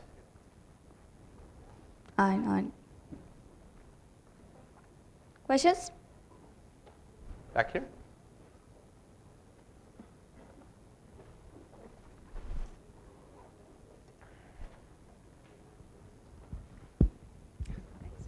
Hi. Are you aware of any interesting linguistic attempts to interpret the linguistics that are encoded by HMM? Basically, what kind of clusterings are found? Yeah. So there was a line of work back in starting in the early 90s, and the seminal paper is Marialdo 94. And continuing, some of my thesis work looked at this too. The idea was, let's take, this is sort of what you're asking. Let's take a bunch of data, and let's learn an HMM, unsupervised, and let's see if the categories it learns line up with part-of-speech tags, or something like part-of-speech tags. And the way we framed it was usually a little bit different. It was more like, You know, labeling all these words with part-of-speech tags, this is really tedious and expensive. What if we could just use unsupervised learning and get something really close to part-of-speech tags? Wouldn't that be great? So it was kind of driven by an engineering goal. But you could also say it had a linguistic question, right? If I take this model and I fit the data, do I get what the linguists have got? And there was a lot of back and forth about exactly how you evaluate this and does it work. And you can sort of get something kind of like part-of-speech tags if you run an HMM. And in fact, you know, I would venture to say almost any unsupervised learning model that looks at the local context, the really local context that words occur in and tries to cluster or softly cluster words in context is going to lead to something that's kind of like parts of speech. That's pretty consistent. How close it gets depends on which theory of part of speech you choose, how fine-grained, how much data, all these other things. But by and large, yes. If you do unsupervised learning with the kind of HMM type assumptions, you will probably get something close to POS tags. That area is quieted down lately because it's sort of like, well, part of speech tags aren't that interesting on their own. I think the bigger fish to catch are things like, can you do unsupervised parsing? Can you discover semantic structure in an unsupervised way? These are much harder problems. But a lot of the mathematics and basic fundamental tools were worked out for sequences first. There's also, I would say there's a little bit of work very recently. So if you look at NACL, which just happened a week or two ago in New Orleans, the best paper was this paper on contextualized word representations. And on the surface, it's not obvious how it connects to this lecture. But what's going on there is they're learning a language model on a lot of data. And then what they're finding is that if you use the representations that come out of that neural language model, a lot of the things in those representations seem to correlate very well with what you want for things like part of speech. And so they plugged this into a whole bunch of downstream NLP systems, and other people have done more analysis on what's going on with these internal representations. A lot of what's happening seems to be rediscovering something like linguistic structure at different levels of granularity. But there's maybe less than 5 papers, I think, that are really doing this with current models. It's an exciting area. I wish there was more. Over here. Maybe wait for the mic so that we can all hear. I was just comparing class-based sequence models to hidden Markov models. So is it reasonable to assume that the classes in class-based sequence models are like hard clusterings, whereas the states are soft or probabilistic? That's a good way to think about it, yeah. In the Brown et al. 1990 class-based Ngram model, you're basically saying every word belongs to one class and one class only. And it's usually, you know, it's kind of important to distinguish this from a lot of current methods. It was a standoff method they used to get the word classes first. They learned those, they fixed them, and then they went and they trained their language model. Nowadays, we would probably say, wouldn't it be cool if we could kind of learn that hard clustering at the same time we do the language modeling? And I think some people have gone in that direction. But yes, in the HMM, every word could conceivably belong with some probability to every class, which is why I like to call them states instead of classes. Another related question in just comparing things.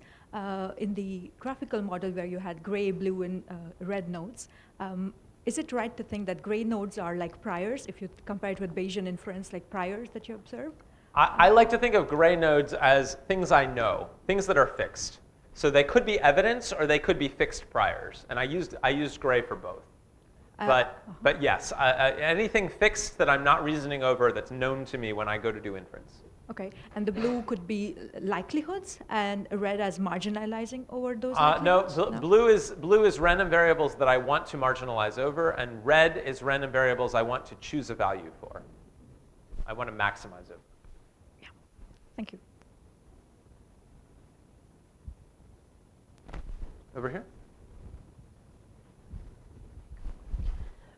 Thanks for your talk very much, first. And my question is, is there any way to combine the information about different types of sequences? Like, how can we organize the different sequences together to build HMM models? So one thing I did in this lecture that I probably should have said out loud is that I always talked about like one sequence at a time. But in fact, you never train your HMM on one sequence. You train your HMM on thousands or millions of sequences. So what you do basically is you sum over all of them, right? So when you aggregate the counts, you aggregate across all the sequences. Or when you run the forward-backward algorithm, you run it on every sequence and you combine the fractional counts. That would be the normal thing to do. Is that what you're asking, or are you asking something different? Yeah, like for example, if I have some, like I want to combine the weather, the traffic, and the waiting time, all this kind of different types informations together, but it based on the same time period, series. I see. Yeah, so one way to think about that might be I have, instead of a single word at each time step, I have a whole vector of things. I have a whole bunch of different features that are observed. And you could generalize the HMM to reason about, it's sort of like you'd have one emission distribution for the weather and one for the traffic and one for each of these things. Or maybe they're jointly determined, right? There are different ways you could choose to set that up. But it would be like adding more pieces of evidence at each time step. And the structure of all the equations would look very similar. You'd basically take all of those emissions into account at the same time at each time step. But that's a nice generalization, right? You have multiple sequences in parallel. Mm-hmm. But if you do that, wouldn't your probability go too low? Or Your probabilities would probably go lower. And so you're multiplying more things in. And if the sequences were really long, you definitely want to use the log trick for this. Yeah. They might not be bad because it could be that some of these things, like, they might be low dimensional, so the probabilities tend not to go so low. The low probability issue is sort of it sort of results both from having long sequences and from having large vocabularies. So if a lot of the things you're observing are relatively small number of possible outcomes, it won't be that bad. But generally, the log trick saves you. There are some other tricks you can use if this becomes a problem.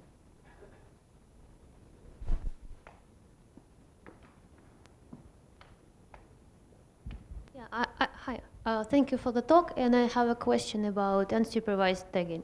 So right now I'm working on a task of unsupervised morphological disambiguation, and for Finnish, and also for Russian. And the thing is that we want to do it unsupervised, and we don't have all the data analyzed because we have only morphological analyzer, and some forms they are not ambiguous. So some, you understand, and some forms they have 2 or 3 parsings, and we want to choose only one. And it's not maybe 15% of data is ambiguous, everything else is not ambiguous. But words which are ambiguous, they are very tricky, very, very tricky. And the thing is that, is there any way to do it unsupervised without any additional, let's say, information into the system, into the parser? So, yeah. Yeah, I mean, you probably know there are a bunch of papers about trying to do unsupervised morphological disambiguation and segmentation. Closest in spirit to what I taught today is probably work by Sharon Goldwater from about 10 years ago, where she built probabilistic models and tried to do automatic segmentation without supervision, and she used Bayesian priors and very elegant. I think a lot of the challenge here, from my understanding, I haven't worked on this problem, seems to come from the fact that there's certain things that are just kind of fossilized and sort of exceptions to the rule. And these models are going to work okay when you have a lot of unambiguous examples, and then everything else kind of follows the same patterns. But when you have a lot of sort of exceptions that are weird and kind of deviate from the norm. Black swans, like those, they spoil the whole situation. They appear this. There are some the most difficult cases which they spoil. Yeah, so discovering those is, I think, really hard. Like, kids probably use, children who learn these things, little Finnish children, they probably learn this by observing other things happening in the world, and they figure out, oh, this is like a weird exception, and your model doesn't have access to that. So there may be a ceiling as to how far you can go. Yeah. Okay, thank you so much. Okay, let's thank Noah again for the lecture, and see you guys later.